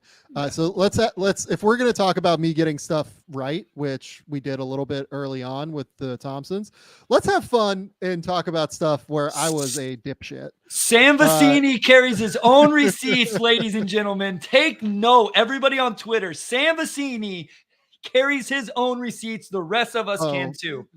Yeah, I enjoy doing this. So truly it's all about how badly you think the athletic deficiencies will hold back Pods on the defensive end. I buy him completely as an elite shooter from distance, but can he prove that he can guard anybody? His instincts on that end aren't bad, but tools matter in the NBA on defense when you're going up against 6'6+ primary creators with great length that are elite athletes. Someone like Austin Reeves, who has turned into a reasonable NBA defender, not so much this year, had been previously. Had much more fluid hips. Pods needs to find a way to get more athletic, in my view. Otherwise, he's going to get hunted on the defensive end almost every time down the court in the NBA. He's also almost wholly going to be a perimeter player in the NBA. Best case scenario here is somebody like Luke Kennard, if you really buy into the touch and overall hooper feel. But even Kennard, I think, was a silkier athlete with a quicker shot release. Pods has an elite skill in NBA shooting and touch. But I also think he has real deficiencies he needs to fix to stay on an NBA court and take advantage of those skills. Just like looking through this, right? The thing that I think I did not write about, undervalued, fucked up with Pods in the eval, right, is just the overall feel, right? I always knew that, knows for a basketball, plays with a high motor, great rebounder, great hand-eye coordination. Just like looking through here, moves well off the ball, passes well off of his drives, throws live dribble passes with both hands. Like all of that stuff is there and all that stuff is real. But what I think I way undervalued is just he's pretty outlier in terms of processing and feel. Yeah. It's not just he's fine in terms of feel, he's a plus feel player. No, he's outliery good in terms of feel. And yeah. Well, I think that too, along with the energy, right? He's a skilled player who has this feel, awareness, IQ, and then he just plays incredibly hard. I reference him in his rebounding all the time in terms of he was such a good rebounder at the guard position. It was talked a lot about in his scouting report, and it has translated at least a little bit. What is he? He's fifth amongst rookies, Sam, in rebounds per game. And so it's something that's translated. And a lot of that is just kind of energy, effort, playing with enthusiasm and intensity. Well, what I think I probably over-indexed on is this section here. Production-wise, Podziemski did struggle much more against good teams than he did against average or bad teams. In 6 games against what Ken Palm defines as tier A teams, Pods had a below-average 53.5 true shooting percentage. His defensive rebounding rate dropped by a quarter, as did his assist rate. So basically, he also really struggled from 2-point range. That's where, I thought, I'm somebody as an evaluator that tends to really value playing other good teams and players and like what you look like against good defenses and things like that, at the expense of, so like a great example of this is Vonimir Ivicic, right? Sure. So Ivicic, goes off for 18 points and has 8 rebounds and 4 blocks against Alabama this weekend. Like when I watched that game, I think 15 of the 18 points or 13 or something like that were against Alabama when the game was already 25 points or more in terms of score differential. And it's just like, well, that's like not real basketball at that point, guys. It's just like not like it's not high leverage moments. The problem with the Ivicic has always been the high leverage moments. Like, can you trust him to make the right rotations? Can you trust him to like not make crazy decisions? Can you trust him to hold up in ball screen coverages? Can you trust him to screen and get his guy free? Can you trust him to like execute what you need him to execute? We didn't learn anything about that this weekend. We always have known that he can like get buckets in low leverage situations and do things like that. With Pods, what I think I didn't know and probably over indexed on the side of not knowing was, could he do this against good teams? Sure. Especially given the context of coming from Illinois and like not playing at all Illinois. Those are the toughest ones, right? Like there's a kid right now that I've been keeping a close eye on that transferred, and when I bring him up, every time people say, well, what happened at this school? Why didn't he play there? Whatever. It's like, there's so much context behind these things. And so that was the thing with Pods, right? Like, okay, yeah, he goes to Santa Clara and he goes crazy. Well, why couldn't he even get on the floor at Illinois? And you don't want to just immediately blame coaching staffs or whatever. Like there's just so much context into this stuff. And so but it's hard. Like it's fair to index that in some regard. Don't you think? Like it's fair to say Brandon Podziemski struggled against higher level Division I competition and wasn't able to play his freshman season at Illinois and transferred to quote unquote a lower level where then he, was cooking. And I think it's fair to have that as a part of the equation. It's just like, how do you decide what's real, what's not, and how much intel and all of that stuff can you get behind some of those decisions and reasons and all of that? Yeah, no, I think that's dead on. Just you have to weigh all of these factors and index all of these factors. And it's funny because like Pods particularly is a player that I absolutely like typically love, like, from talking to me, like, and talking about prospects all these years, that like super high feel, super high skill. Like there's a reason that I'm as high as I am on Reed Shepherd this year. Yeah. Right. Super high feel, super high skill. Love those guys. Those are like my favorite types of players for the most part, as long as they meet like requisite athletic, like benchmarks kind of. And I didn't think Pods' game, like functionally when he played at Santa Clara, met those, I think, as well. And I was just wrong. Like at the end of the day, like Pods is going to be like a really big miss for me. I think like he's going to be awesome. And people, evaluators miss all the time. It's just fun to figure out why. And like, I have no problem doing this like on air and like publicly explaining why I missed on Pods. Cause what the hell? Like, doesn't bother me.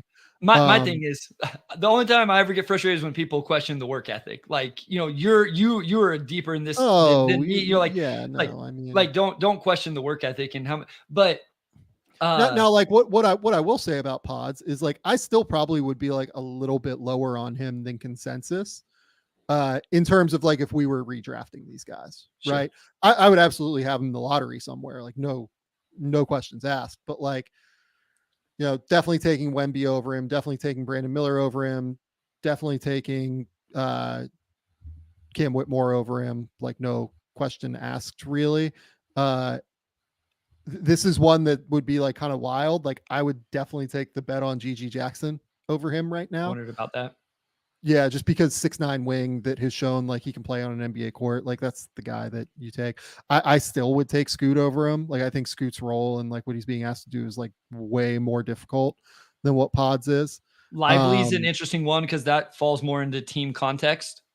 Falls into team context. I would definitely take a men over him. So like Jaime. 1, 2, 3, 4, 5. I don't know if I'd take Jaime. It's an interesting question. Like Koulibaly is an interesting one. I don't know yet. like I'd probably have Pods like in the 8 to 10 range ish, like something like that. 1, 2, 3, 4, 5. I mean, Jarris Walker, Taylor Hendricks, probably wouldn't take those guys, even though they kind of fit the archetype of what you're looking for. Lively, Keyonte George, probably not. I probably wouldn't take Lively. So it's 5. I wouldn't take Keyonte over him. I probably would take I don't know, man. Bilal's been like very limited this year. Whenever I was preparing for this, I didn't realize kind of the struggles this year. It just efficiency, all of that. It was a little more than what I realized. Yeah, like 7 to 10 for Pods, probably. Like something like that, 7 to 10. So maybe I am a little bit higher than what I thought. So like let's talk about Jaquez now too, because Jaquez is an interesting conversation. And people have brought up Leonard Miller. I mean, like I would love to take Leonard, and I love Leonard unconditionally, but like, yeah, we'll have to see. Jaime Jaquez, I think, like I saw people saying that like Jaquez should go top 3 in a redraft after a month or so. And I think those people have like a real like lack of context surrounding what Jaime's issues have always been. Jaquez always has struggled with these like lower body injuries. Like his ankle injuries have always been an issue. Like right now, he's just getting back from this groin injury. Jaquez, made the dunk contest this year on the basis of his athleticism, like being back and like throwing down dunks and like being able to cut and like finish at the rim and like do all these like very athletic things, right? Right now he's dealing with a groin injury. At UCLA, he dealt with ankle injuries pretty consistently.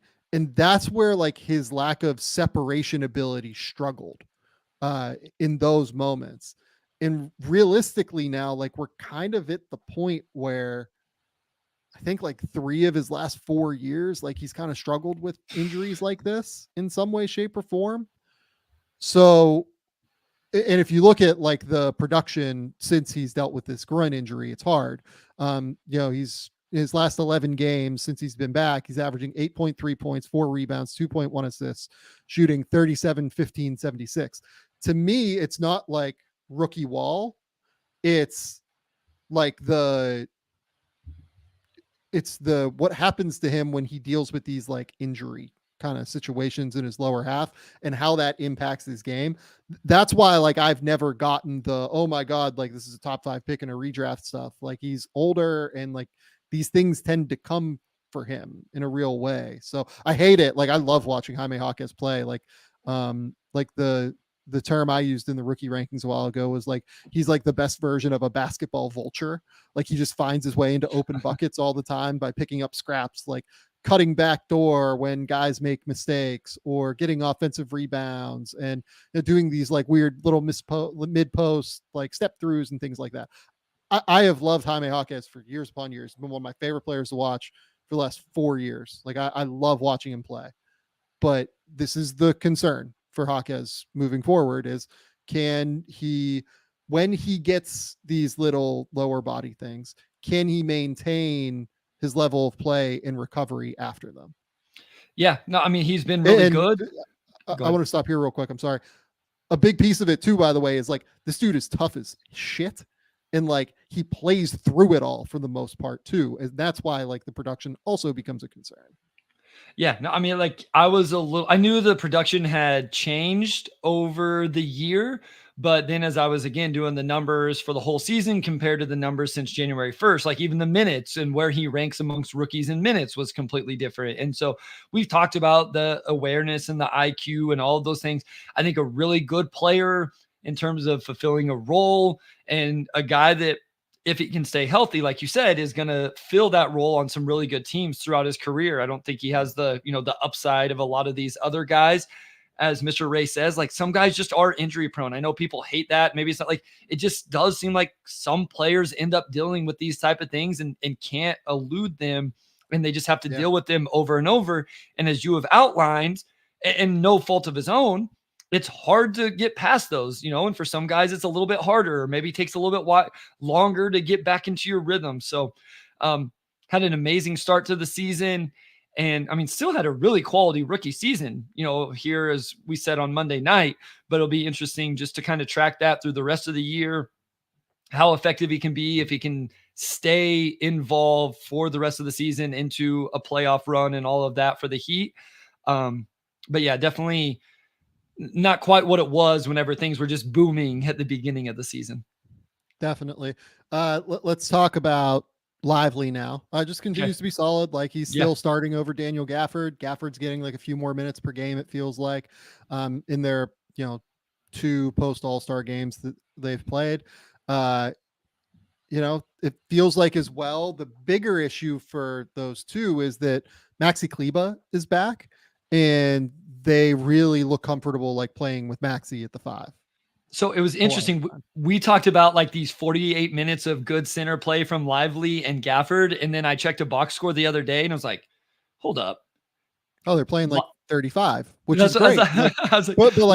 Truthfully though, like, that's really important because they can both play 18 minutes, like hard as hell. And then they can close with Kleber or whatever they want. But like, my thing has always been the versatility that this brings. Like, when we talk about it, like when we did the trade deadline thing, it was, okay, they can go 48 minutes of bigs, or you can go Kleber, you can go PJ, you can go one of those two with like smaller players. You can go 2 of them and go smaller. Like, that's why I think the functionality of it really, really works in an interesting way. Well, that's what, when we talked about PJ Washington versus Kyle Kuzma for them, I think you brought up how PJ maybe made more sense because of the ability to go small with PJ at the 5 if they really wanted to. And obviously now with Maxi healthy, he can do that.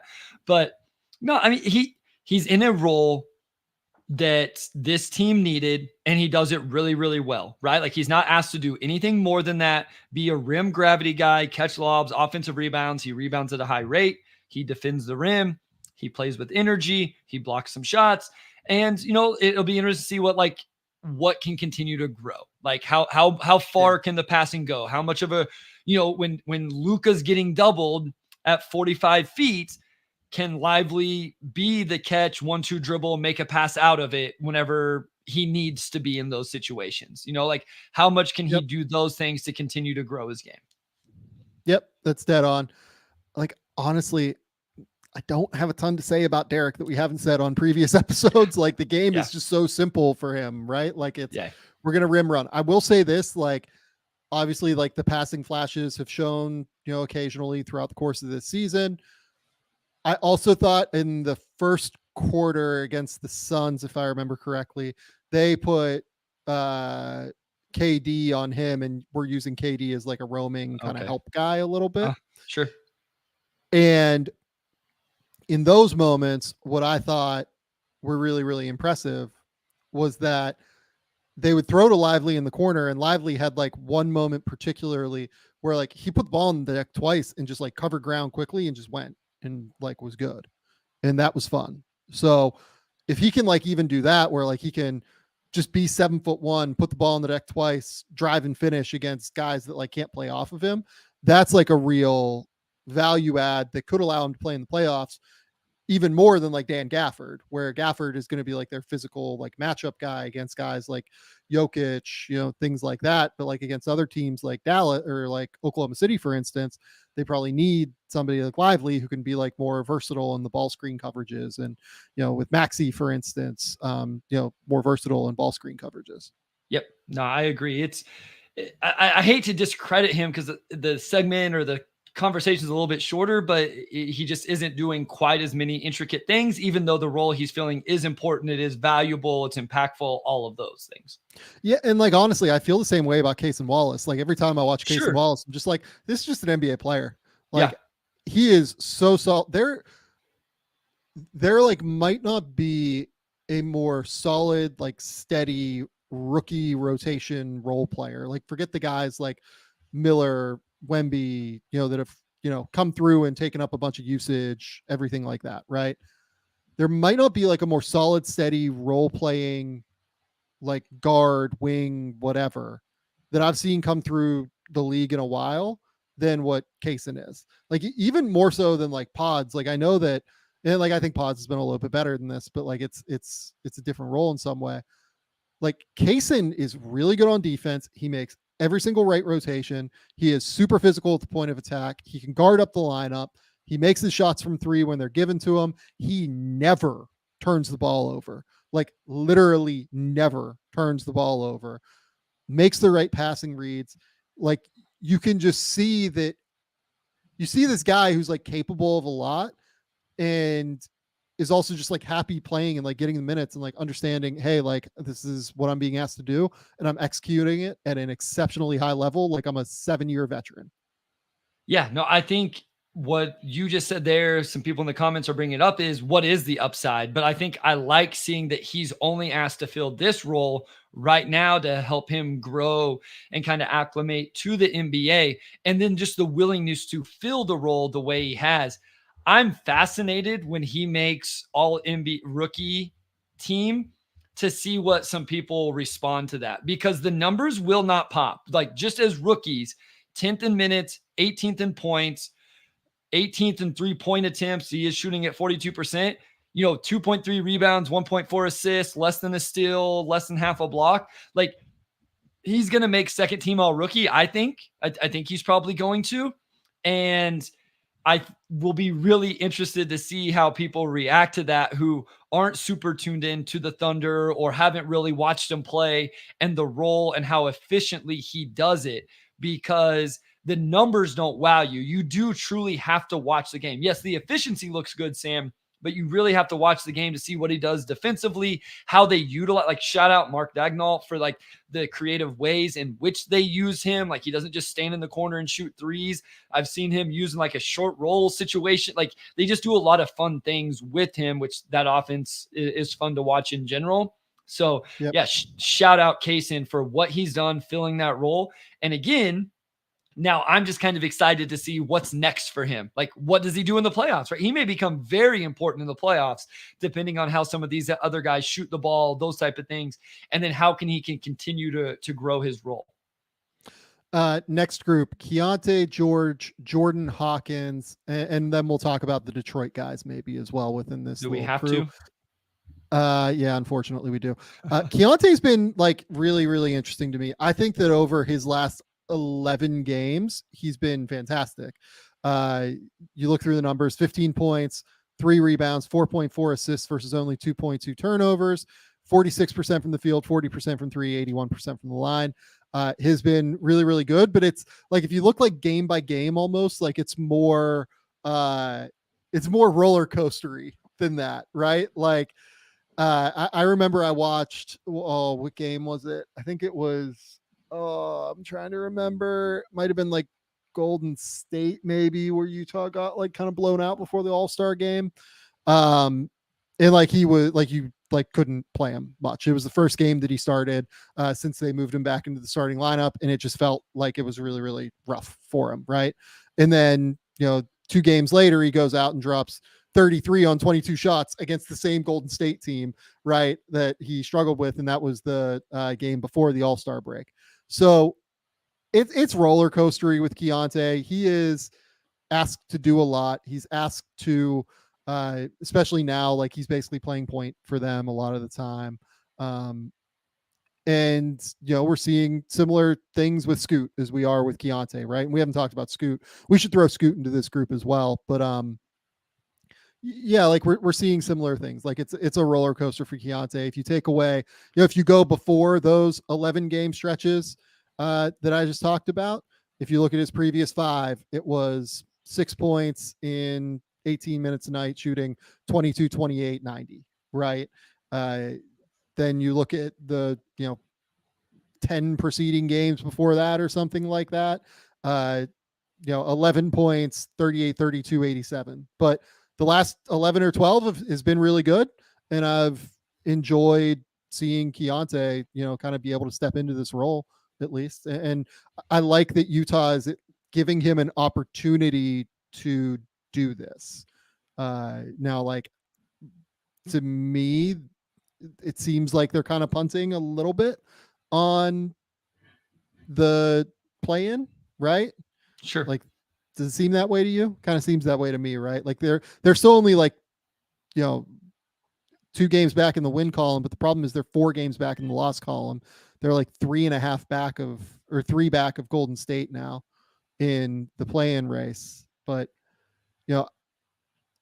probably more important for them to get minutes into Keyonte and Taylor than to like make this pick transfer at the end of the day, right? Yeah. Keyonte is an interesting one because I'm still going back and forth between like nuclear scorer or true point guard. Like, is he a primary initiator? Like, I guess I always thought of him like kind of an off the ball, like bucket getter, really shoot it. But it seems like they're trying to play him a little bit more like primary initiator. Like, I have come away impressed with his passing in games that I've watched. Yeah, I've always thought more like Jamal Murray is the vision for him, where like you want to have him probably with like a real initiator on the court, but can play point next to a real initiator, like a good enough ball handler, playmaker to be able to do that. Yeah, no, that makes sense. And I may have missed that a little bit with him, where I just saw more of the scoring, the shooting, even though it wasn't always crazy efficient. Like you say, it could be a little bit of a roller coaster, but just, the numbers since January 1st, 43 from the field, 36% from 3, and 89% from the free throw line, getting to the line over 2.5 times a game on the season. And, he's right there amongst rookies in assists. So again, I think a lot of the games I watch, I go and look at the notes, and it's, the passing doesn't just like blow me away, but it stands out in terms of this guy can pressure the rim a little bit, or pressure the paint, pressure the defense, and then spray the ball to guys that can score. So that's been good to see. I think defensively it'll be interesting. Yeah. Well, maybe the less we talk about Keyonte on defense, the better. But he's a rookie, so like I don't really want to spend a ton of time on his defense. Maybe let's do Scoot now, because Scoot, is another one of these like point guards that is being asked to do a bunch of stuff, right? And it fits with Keyonte. So 6 games prior to what I believe is like being referred to as like an abdominal muscle injury here for Scoot, 18 points, 3 rebounds, 5 assists on 43, 40, 95. In those 6 games, which I watched 3 of them, felt like he was like kind of living at the foul line, getting to his spots in the paint, like where he wanted, when he wanted, taking pull-up threes like pretty confidently. That's the thing about Scoot this year. Like he's been really good as this pull-up 3-point shooter. The problem has been off the catch. Yeah. Like just can't buy a bucket off the catch, which isn't a surprise. He's never played off the ball in his life, but has been able to hit pull-up threes. Like I think he's hitting like 39% of his pull-up threes this year. Also in those 6 games, only 2.3 turnovers per game. So, you're talking about a guy that like had kind of figured out a little bit more of the pace of the game. Now, that was a 6-game sample. In the 14 games before that, 11 points, 3 rebounds, 4 assists on 35, 30, 75. But then in the 14 games before that, 15, 3 and 5 on 39, 35, 83 with only 3 turnovers. Like it's just a roller coaster. It's up and down for Scoot. And it felt like the game literally right before he suffered this injury, unfortunately, they were like going to give him the keys and just say like, let's go. Like, let's see what you got. Let's let it rock a little bit. Look, I'm now at the point where like, I think I'm okay with Scoot's like shooting, like actually like pull up shooting. I'm like much more worried about the finishing. And I tend to think that guys like him who get to their spots, who have real length, who have real athleticism, they tend to figure out, especially stronger guys like that can use their frames. I think that they can figure out the finishing. I'm still not that worried about Scoot based off of what I've seen. I know that like the advanced numbers say he's like a total catastrophe, but like it really is a deal. Like when you watch the games, like he's really getting to whatever spot he wants to. And he just can't get the final product right now. And the thing that I believe you can fix more than everything else is kind of that final product. Like you can fix the finishing tools. You can fix the shooting. You can fix, like you get more comfortable as you get more reps with decision making. On top of it, the more that we go through this Ignite reality that is like a total mess. I really am starting to think that college basketball gets these kids more ready than the Ignite does to play NBA basketball. Like, you can talk about the spacing, you can talk about this, you can talk about that, but like, this Ignite team had like no shooters surrounding Scoot, really, for the most part, outside of John Jenkins, who was there last year as well, I believe. Yeah. They like don't really get these guys like super ready on defense, it feels like, because they're just like a bunch of kids running around who don't know how to play defense for the most part. And they shouldn't. I'm not blaming the kids for that.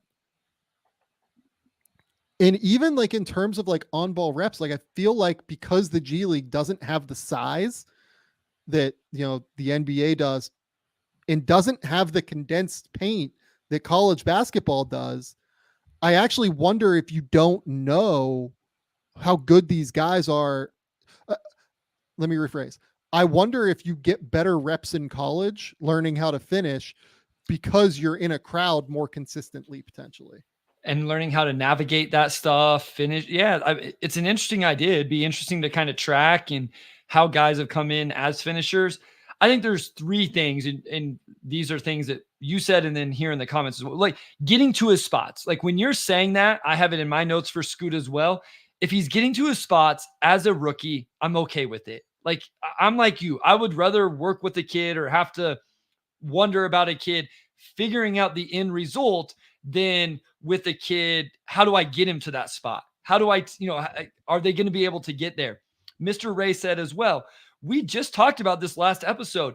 We all said, or me and you said, I assume everybody agreed with us, maybe not, that this point guard lead initiator position was the hardest translation in the NBA. I said it, you adamantly agreed with it, and that's what Scoot is having 100%. To do. And not only that, Sam, he's having to do it through injury. Like I've watched, again, with the Pistons, these guys come in, Cade Cunningham, deal with injuries earlier in their careers, and you just don't get in a rhythm.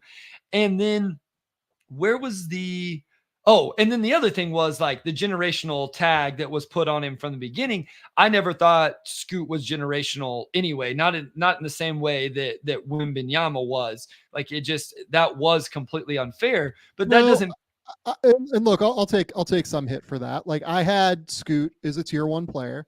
I didn't have him like in like the generational tier. Yeah, exactly. I had him as like a real, like I believed he was going to be an all NBA player, like sure, at some point in his career. And I wouldn't rule that out based on this rookie season, but he's coming from a lower place than what I thought he would, maybe is a fair way to put it.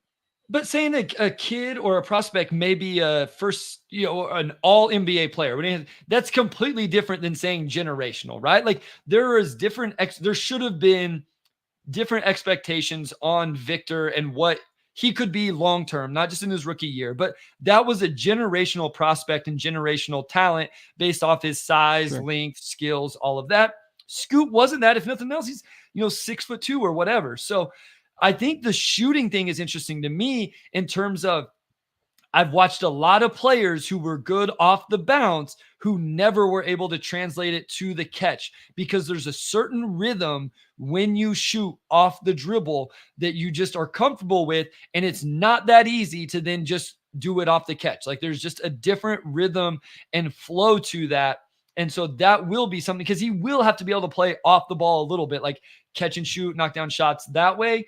But like, I'm not freaking out about this at all. Like I think we've seen enough flashes in his rookie season to not panic. Hopefully he's healthy, the offseason, all of that. And we come back and next year, if we have similar concerns, some of that stuff, then okay, we can start to have a conversation. From Aiden W24. Thanks for the super chat, Aiden.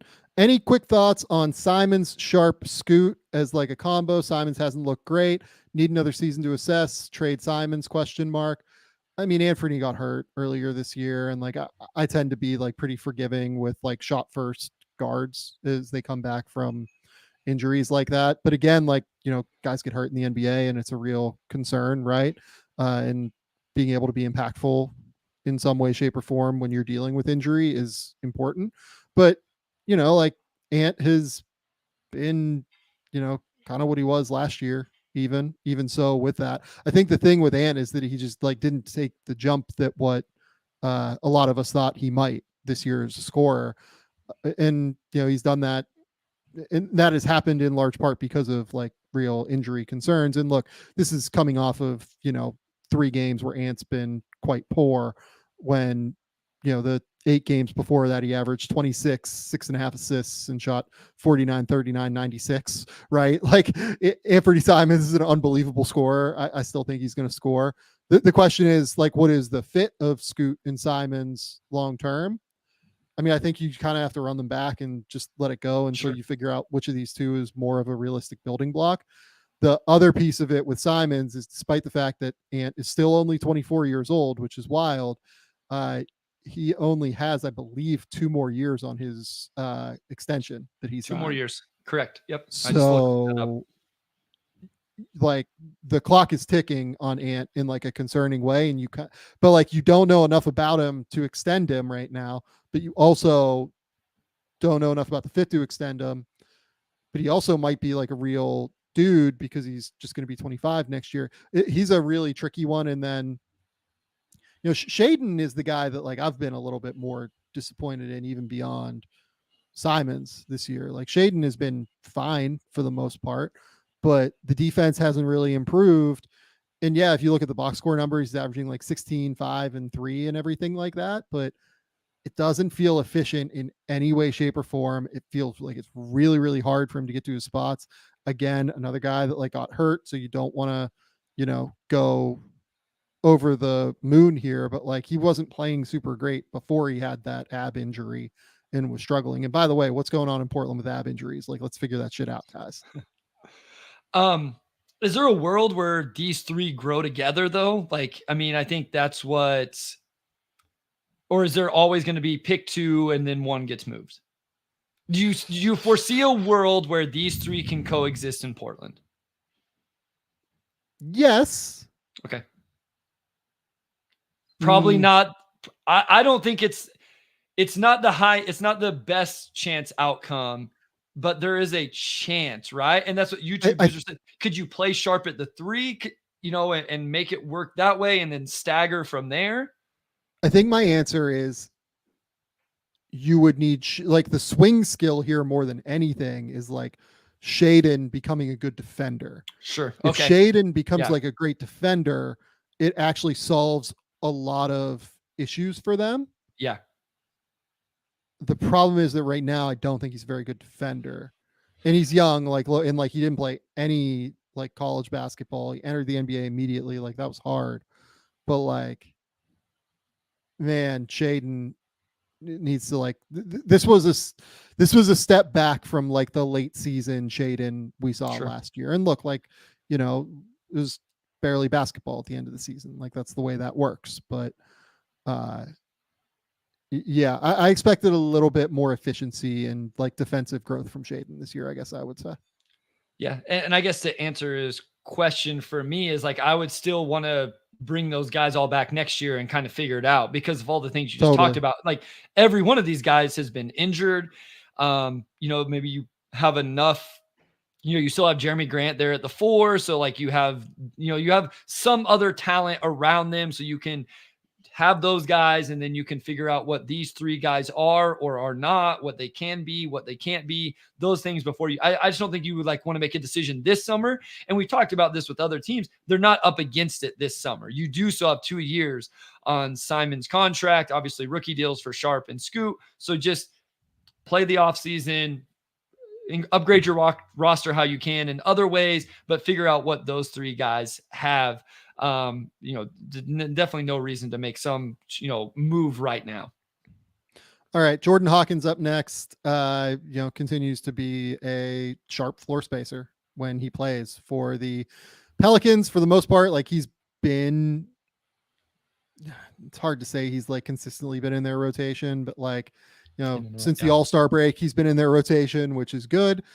Didn't play the last 2 games before the All-Star break. And then in 3 games prior to that, he had 2 minutes, 7 minutes, 10 minutes, then had 23 one game, then had 9. Like Willie Green kind of yo-yos it a little bit. With them moving Zion like more consistently to like playing like a pseudo like point guard role, I actually do wonder if it could make sense to play him more and like play him consistently, which they've been doing, since the All-Star break. He really chucked up a bunch in that Miami game and it did not go well. He went 4 for 17 and he hasn't looked great since the All-Star break, but yeah, I mean, he can shoot. Like, that's the reality. Yeah, I mean, I pegged him as the best shooter in the class. I felt pretty comfortable with that because of what he could do movement. Like, this kid does not lack for confidence. And if you need a floor spacer, he's a guy that's going to be able to do that. So it will be. And here's the thing, like you talk about how the minutes yo-yo, that's not easy for a guy whose primary skill is shooting the ball and spacing the floor. Those guys like to have the little bit of their rhythm and flow and continuity with that. And so I think that again just shows the kind of confidence he has. So I'm always, Jordan Hawkins was actually like quote unquote my guy in this class last year. I just kind of fell in love with his game and what he could do. And again, it was aesthetically pleasing to watch him run off screens and the nuance, in the way in which he did it. And so I'm a huge fan. And if he is able to provide that floor spacing with, Point Zion and everything else they have, I think they have the right guy for it. The defense has to continue to grow. He's got to find ways to make impacts on that end because he is going to be a little bit deficient just with his overall like size in terms of how, weight and strong he is. So Mr. Ray says it reminds me of Buddy Hield. So I agree with you. It reminds me of Buddy too, in terms of like the style of play. He's nowhere near the shooter Buddy is. And that's like not a shot at Jordan Hawkins. It's Buddy Hield is probably one of the 5 best shooters in basketball history. That's the reality of who Buddy has been throughout the course of his career. That's like the standard though, is like, but that's how good you have to be to get to Buddy's level. You have to be one of the truly great shooters in league history to be able to play at that level. So it's hard. It's really, really hard.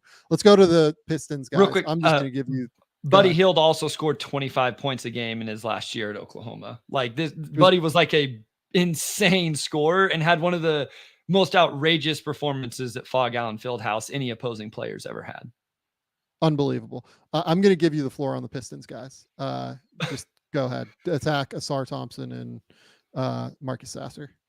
Yeah, I mean, Asar has found his footing a little bit in terms of like he's had to like play the 4 because he can't shoot. The 3-point percentage is not good. The defensive playmaking was really there at the beginning of the season. It's tailed off just a little bit. I think he is a good quality defender, but it's been a little bit weird because he is a complete non-shooter, and then the Pistons have a complete non-shooting 5-man in Duren, and then for whatever reason, they're playing Wiseman exclusively at the 5 off the bench. And so like, it just really crushes spacing. Like you literally do not have to guard him. And my thing with Asar is he hasn't quite figured out the cutting, and like every once in a while he'll fly in for an offensive rebound and that looks good. But I think he could be a little bit better with his cutting off of those situations where his man is probably losing him because they're paying no attention to him whatsoever. The other thing is, he's really loose with the handle right now, Sam. Like the game the other night, he had a couple turnovers where it's like your 5th option offensively that doesn't take a lot of usage can't have these type of turnovers. And even the rim finishing has been a little bit of a struggle. So defensively, a lot of things to like. There's games where he looks really good, really efficient. But he's got to figure out some of the stuff offensively. Sasser, like he's a little bit up and down in terms of the shot making, but man, this kid can create his own shot about any time he wants. Like he's got some real like juice and wiggle and the step back. And so that's been real beneficial. Defensively, some limitations just because of his size. He's also out, I think, for at least another week until he gets reevaluated with a knee or something like that. So not going to get any minutes from him for, these next 3 or 4 games. Yeah, so I've at least liked that Asar has fought past like Monty yo-yo in his minutes a little bit and fought past that rookie wall a little bit. He's been pretty productive at least over the last 8 games, like 12 points, 6 rebounds, 2 assists, 1.5 steals, a block, 58% from the field. He's not as good defensively as Jimenez. like when you watch the tape, like he's just like a little bit less impactful. He's a good defender. I don't mean to like crush him or anything, Sure. but like Amen is like flying around everywhere. And like if he'd done this the whole year, would be like an all defense guy. But Asar has been like a pretty good defender. Sure. You know what I mean? Like Yeah. it's a little bit less. I like the energy that he brings. I like the transition play. There are just limitations with him with roster building that like kind of show up on this roster. You know, you have to have a playmaking center like a Şengün, or you need to have a real spacing center like a Miles Turner. I think to like really make it work. And Jalen Duren is neither of those things. We'll have to do maybe we'll do like a sophomore recap at some point next week. Yeah. And because Duren is truly fascinating for a number of reasons. Like I don't know how much better he's gotten is kind of my take. Yeah. Agreed. Like I'm not 100% sure how much better he's gotten since last year. I don't want to get into this unless you make me. Yeah, we'll do it next week, maybe. Okay. Thank you. Sasser, I love watching Marcus Sasser. He's energetic. He can really shoot it. Like you said, he has wiggle. He's looks like a great backup point guard is where I'm at. No, and like I said, when they drafted him, perfect compliment for both Jaden Ivey and Cade Cunningham, like across the board. Yeah, no, I agree. And then with Grimes, I think him and Grimes off the bench together in a backcourt could be a whole lot of fun, you know, reuniting the Houston backcourt. I think that would be really good. Like there's this team is still awful.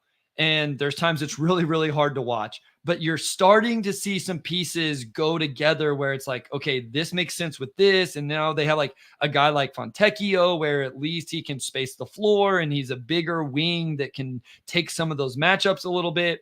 The Cade Ivey thing still has to get figured out. I'm very bullish on that. I know other people that are not. If you can find the right big men to play Asar with, that's really exciting. I've said I would love to just see Asar play with Isaiah Stewart when he's not suspended as like the front court, because the Asar rebounds so well. I think those guys can hold up in a second unit. And I think Stu shoots it well enough that makes sense. Like those two guys as your 4 or 5 in a second unit can work. And then especially if you have like Sasser and Grimes, and then you still obviously multiple other pieces to fill this thing out for it to actually be functional and good. But there's a little things here and there. And Cade has been really good since the All-Star break. I know they're playing right now as we're recording. I don't know how that's going, but Cade has looked kind of refreshed and played really well. Yeah, I've really enjoyed just like they looked like like it looked like a real team in that Magic game. They would have beat Sam. They would have beat the Magic, but like Suggs hit some ridiculous. It was in the first half, but they hit like 2 ridiculous end of shot clock shots. Like even Paolo, like all credits Paolo. Like the shot he made was kind of just like a ridiculously difficult shot. The Magic just made end of shot clock, end of game clock type of shots. And they just made a few that like the Pistons could not overcome. Yeah. The final thing on the Pistons here, I've kind of liked how they look a little bit more without Isaiah Stewart. So we'll see how that goes. Isaiah Stewart should not start, Sam. Shouldn't start the 4. He should be a 5. Yeah, he should, and he's not a starting 5. Like people would hate him so much less if he would just go play the role that he could be good in, which is a backup 5 that plays 23% of his minutes at the 4. Like I love Isaiah Stewart, but he is getting crushed because he has consistently been and here's the thing. They tried him at the 4. It made sense to try it. It didn't work. Let's move on and not do it anymore. Yeah, I agree. I generally agree. Okay. Let's finish up on a few of these guys, and then we have a question from Darren that we want to hit. Gigi Jackson is who we have to go to next. Gigi's been really fun. I've really enjoyed. He has been absolutely fantastic to watch. I'm stunned that he's able to play. Like honestly, like I'm truly stunned that he's like able to play minutes and look as competent as he does on the court, point blank. That's kind of the reality of where it is. Yeah, no, I mean, he's shooting 40% from 3 on the season and on real volume. So he's shooting the ball well, 46% from the field. Since January 1st, he's 6th amongst rookies in points per game.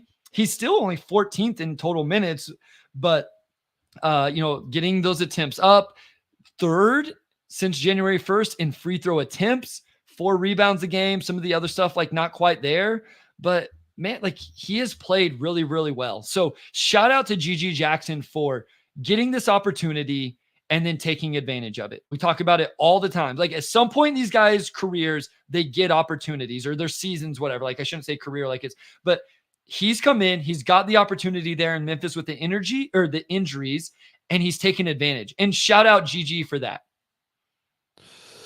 Cuckoo DMV asks, was GG that bad in his lone college season? Yes.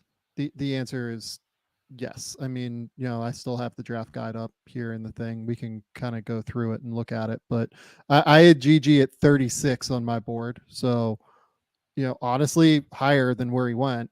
I tend to write a lot of like strengths for guys. For GG, I ended up with 3, which is not ideal. Fluid athlete, can create shots, and like mechanically the jumper looks great long term. That was always my thought. And then you look through the weaknesses, not overly long, not all that explosive in a crowd. Still think you do kind of see that, to be honest. Was a really bad finisher last year, made just 48.9% of his half court attempts at the rim. That is a like staggeringly low number for somebody who's 6'9". Made just 42.6% of his layups last year, which is a bonkers like low number for somebody who's that size. Decision making was a significant issue. Defensively was nowhere near ready to make an impact at the NBA level. Had really bad awareness, was like really bad ball watcher, and kind of ultimately like didn't deal well with adversity. Like that was a big thing, like maturity and dealing well with adversity. Really poor body language on the court, like bad huddles, had like an Instagram live outburst, but doesn't matter. He's in the NBA. He's in a more positive situation. The Grizzlies have figured it out and how to like get him into a place off the court where he has been successful in being all about the right things. And, I've talked to a few people there, and like the thing that they say is like, he is really coachable.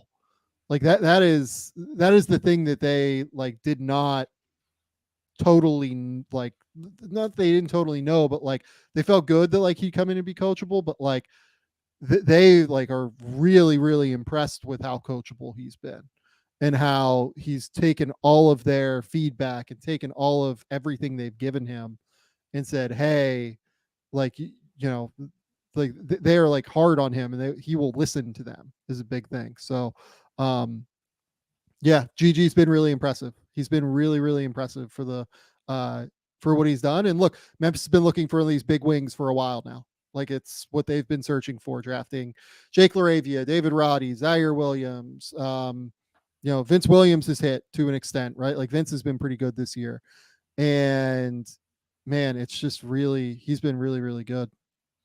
Didn't he miss didn't he get like a 1-game suspension for like, Well, he had like the Instagram live thing where they brought him off the bench for a while, and then like Well, no, I'm talking about this year with the Grizzlies. I thought like a couple weeks. I thought he got 1, and the only reason I brought it up is because then like it seemed like he bounced right back from that. Maybe I'm making this up. So, but yeah, like he's come in. He's had 452 minutes since January 1st. And he's played really, really well. For some reason, I thought there was just a one little thing where he had a 1 game. I was like, oh man, like this isn't great. And then he bounced right back and got right back into the rotation and started playing. Did I make that up? I don't know. I mean, it's not impossible, I guess. Issued a 1-game suspension for violating team rules. Yeah. So, yeah. Like again, I'm not saying it as a negative way. I'm almost saying it in a positive way. Like maybe he got a little off track, whatever, but he got right back on track from it. So I was bringing it up to give him props, and like it didn't turn into more things or continue to snowball or anything like that. Yep. Also, I think he mentioned in a scrum like a week ago or something, 2 weeks ago, something like that, that he's been fined by the Grizzlies 4 times this year for things. Again, like gonna have to figure some of that stuff out, but he has been really, really coachable is the thing that they say. Like he's willing to listen and like willing to make the changes. So if he can do that, like he's been very impressive this year, and he can be impactful. He can be useful. He's hitting 40% of his threes. He takes threes. He's very confident shooting them.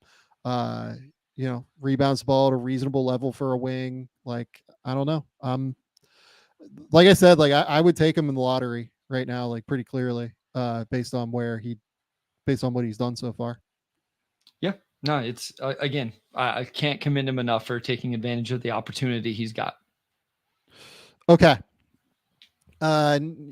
Nick Smith, Grady Dick. I think I've loved to see Grady Dick like kind of overcome what was a horrendous start to the season. Really, really struggled. It felt like to establish himself in any way, shape, or form. But if you look over his last 12 games, he's drilling 46% of his 4 3-point attempts per game, averaging 10 points. He's just, moved into the role and looks like a real NBA player again, which is good.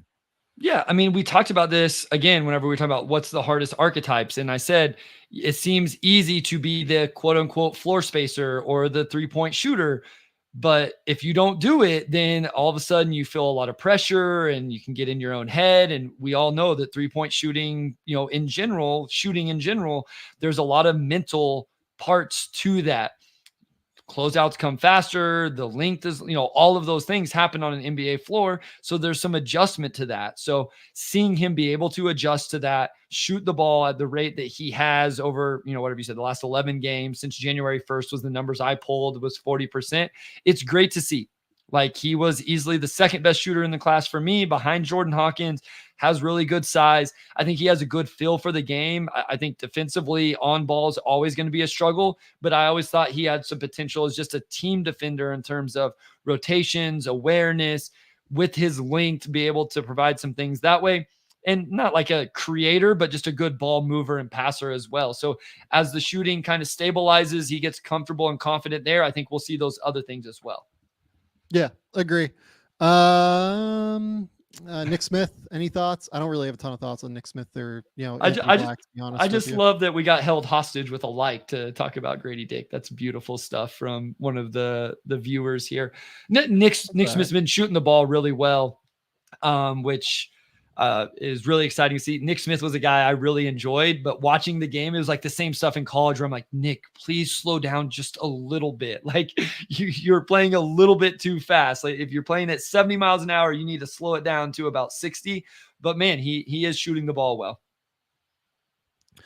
Shooting the ball well. Duop Reith, I think, has been really valuable for the Blazers this year. Yeah. Shout out Duop Reith. Shout out my Australian brethren. Duop Reith has been really useful for them.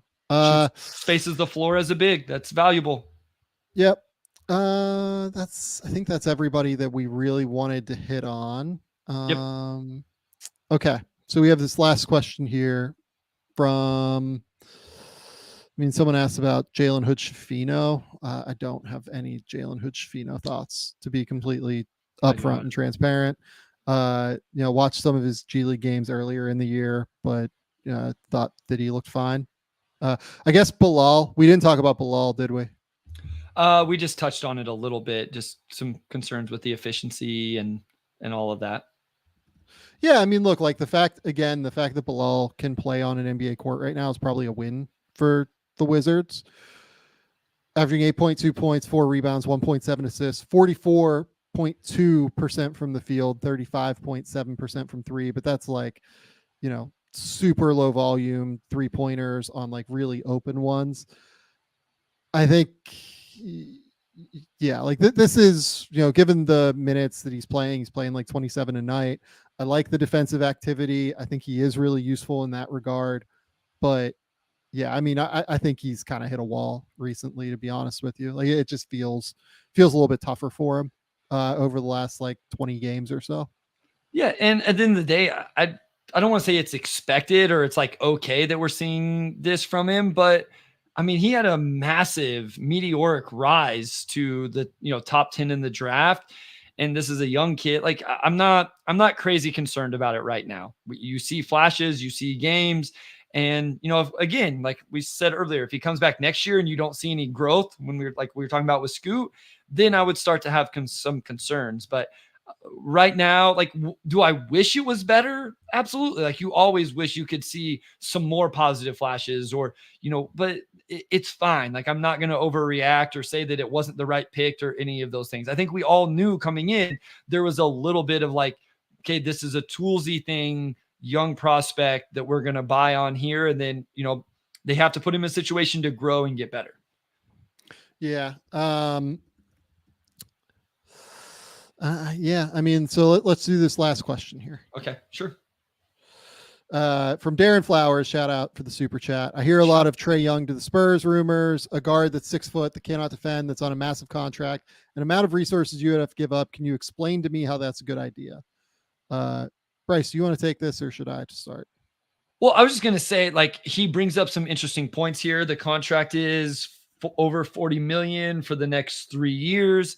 I think the one thing that, like, where you bring up the cannot defend, I think that the idea is that Wemby protects that. And so that's why you can get away with a 6 foot guard that cannot defend, but has the star power that Trae Young has from the guard position.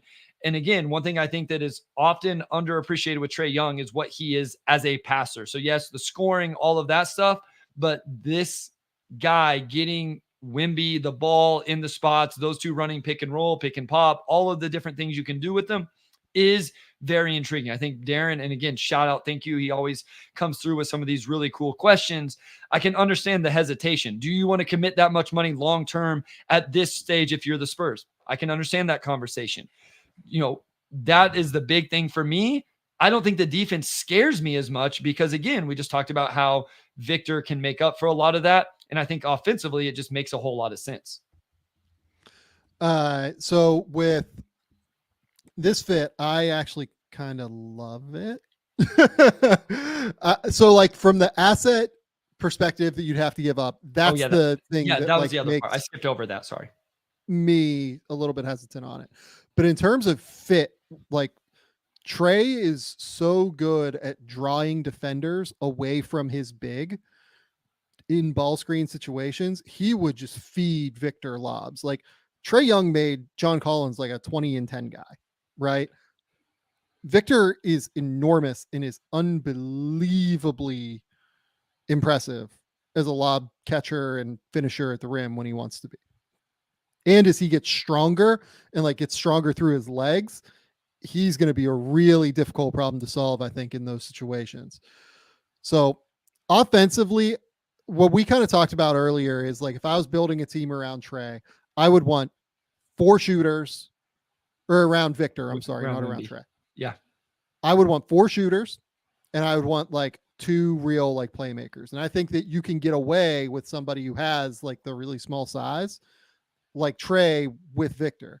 You would just need Trae to like commit to, you just have to give effort getting around screens. Because again, with Victor, the thing is, I think that Trae's biggest issue a lot of the time is actually in recovery as much as anything in ball screens. Trae, a lot of time, like that's from like giving up, but a lot of the time, like it's just because he doesn't have like real physical tools to be able to get back and recover. Like he's not overly quick. He's not overly long, right? If he is just willing to like try and close the angle and like get back and like be on the guy's like back in his hip, that closes the angle because Victor's length, as we showed in that clip earlier, automatically closes angles in like a real substantial way where he's in the pocket passing gap. He's in the, like, he's obviously going to block off the lobs and he's like there ready to contest the ball handler at all times because he's so long. Then you throw in what he's going to bring offensively to San Antonio. Like he's an offense unto himself. He's an unbelievable offensive player. Nobody should ever doubt Trae Young's incredible offensive gifts. If you put Trae next to Wemby and put 3 shooters around them, it's not like their defense can be worse right now than what it is. right? Like when Wemby is on the court, they have like a 115 defensive rating, something like that. That would be essentially and I pull it up, like 13th best defense in the league, right? If you can be a team that has like the best offense in the league and like the 13th best defense in the league or something, you're probably contending for a title at the end of the day. So I like the idea depending on the price tag. It just would depend on the price tag. Yeah. And as Basketball Genesis brings up, Trae Young is only 25 years old. So, you're not even like, you're even talking about the timeline still relatively matching between those guys. So again, I think it comes down to that final thing. And Darren brought it up to his credit. And the question is, what is the haul? What do you have to give up? How many draft picks and all of that? And then I always like to have the context as well, because I don't know teams like cap sheets in and out off the top of my head. How can you build around it? Because if you're going to go get Trae Young, you want to start truly competing and start building. So what are the other means to putting that roster that makes sense? You don't want to waste 2 years of Trae and Wemby because you don't have the 3-and-D 2, 3, and 4 in the starting lineup. You don't have the floor spacing around them, or you don't have enough depth to really compete. I'm not saying you're going to go compete for a championship in year one, but if this happened this offseason, I think Victor in year 2, Trae at this point in his career, you're going to want to really win some games and, get into the playoffs with that roster. So you got to figure out, okay, how do we build it out around them? Do we have the resources, the means to do that right away as well? Yeah, and that'd be a little bit trickier, right? So, you'd probably have to use Keldon Johnson's salary for matching. And then, you have the Zach Collins deal. You have Trae Jones has 1 more year left on his deal, although he might be useful to keep.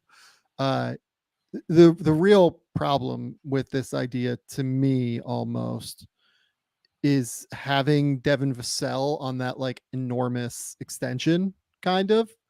Like you'd really have to believe that Vassell is like a guy, I think. And I don't mind the deal, to be clear, but like if you're going to get your next star, it's gonna be a problem to have Victor and then you have Trae on like 39 million, whatever the number is, and then you have Vassell on 30 million. Actually, no. Now I'm looking at it, his deal actually declines. Okay. It goes from 29 the first year to 27 to 27 to 24. It looks like it's a little bit more interesting, but Devin, you need to hope that somebody values Devin. You'd need to use Keldon as the salary match though. Like you can't, you'd have to like hope that Atlanta values Keldon Johnson. Yeah. And I say like, that's where I like these ideas in theory whenever they get brought up. And then my mind always goes to how do you build it out after that? And so that would be the piece. I think that would be maybe the biggest piece for me is how do you build it out? You have Vic, you have Trae. Great start. Awesome. Like even money wise, it's fine because Vic's not getting the rookie extension for, however long, and that's not kicking in. So you can spend some major money in other areas. But how do you get there? How do you get those players into San Antonio via trade, free agency? What are the assets left then to continue to build it out for the next 6 to 8 years? Yeah. And, someone in the comments here brought up Devin Vassell becoming consistent would help. Devin over his last 17 games is averaging 22, 4, and 5 and shooting 49, 42, 78. Like he's been really good here for a minute. Like I actually really have enjoyed Devin's game. It's just like you're putting a lot of eggs in the Devin Vassell basket. Sure. If you go and get Trae. In terms of what it would cost, like they have I'm sure Atlanta would want its picks back in a Trae Young deal. Like that would be my guess on it all. But if you're moving Trae, like to me, you're restarting in Atlanta. So that's what you kind of got to figure out here. Is that even something Atlanta could do? Yeah, it just like I thought it was going to be an interesting deadline and was not. It will be an interesting offseason for Atlanta to see. You can't run this back. You can't bring they have to do something because of the apron, the tax implications of the roster right now. You can't run it back for another year. I think you can't run it back. I think that's absolutely true. If you run it back, you're asking for real problems. Okay. I think that's all we've got today, Bryce. 2 hours and 20 minutes later. I told you that if this was still going by 7:00 your time, that I would need to just quit. I forget what my exact words were. Oh, I can look it up. You talk for a little bit. Was not awesome. If I'm still recording that podcast by 7, I will need to stop doing podcasts forever. It is now 7 Bryce's time, and we are still recording, so that's my fault. Bryce, tell the people where they can find your work. Tell the people what's going on. Yeah, at Motor City Hoops on Twitter. Again, mostly Piston stuff, but more NBA draft, general NBA, all of that. Started to drop some NBA draft scouting reports on the Substack, motorcityhoops.substack.com. So check those out. It's very different. I just give my raw notes, so it's no extra work for me, to be honest with you guys. It's just my raw notes scouting reports from games I've watched. So you may enjoy consuming it that way. You may not. But if you do, go ahead. And that's it. If you're a Pistons fan, the Pistons Pulse, I assume most of you already know that, or you have no interest in hearing more about Detroit. Go to The Athletic. Keep me employed over there. I am working on Draft Guide this week for the most part. I did Donovan Clingan, Cam Spencer, and Jared McCain yesterday. Finally wrote those up from my notes, so that was fun. I think I'm through a bunch of those now, which is good. So that's all I've got here. Until next time, we'll talk soon.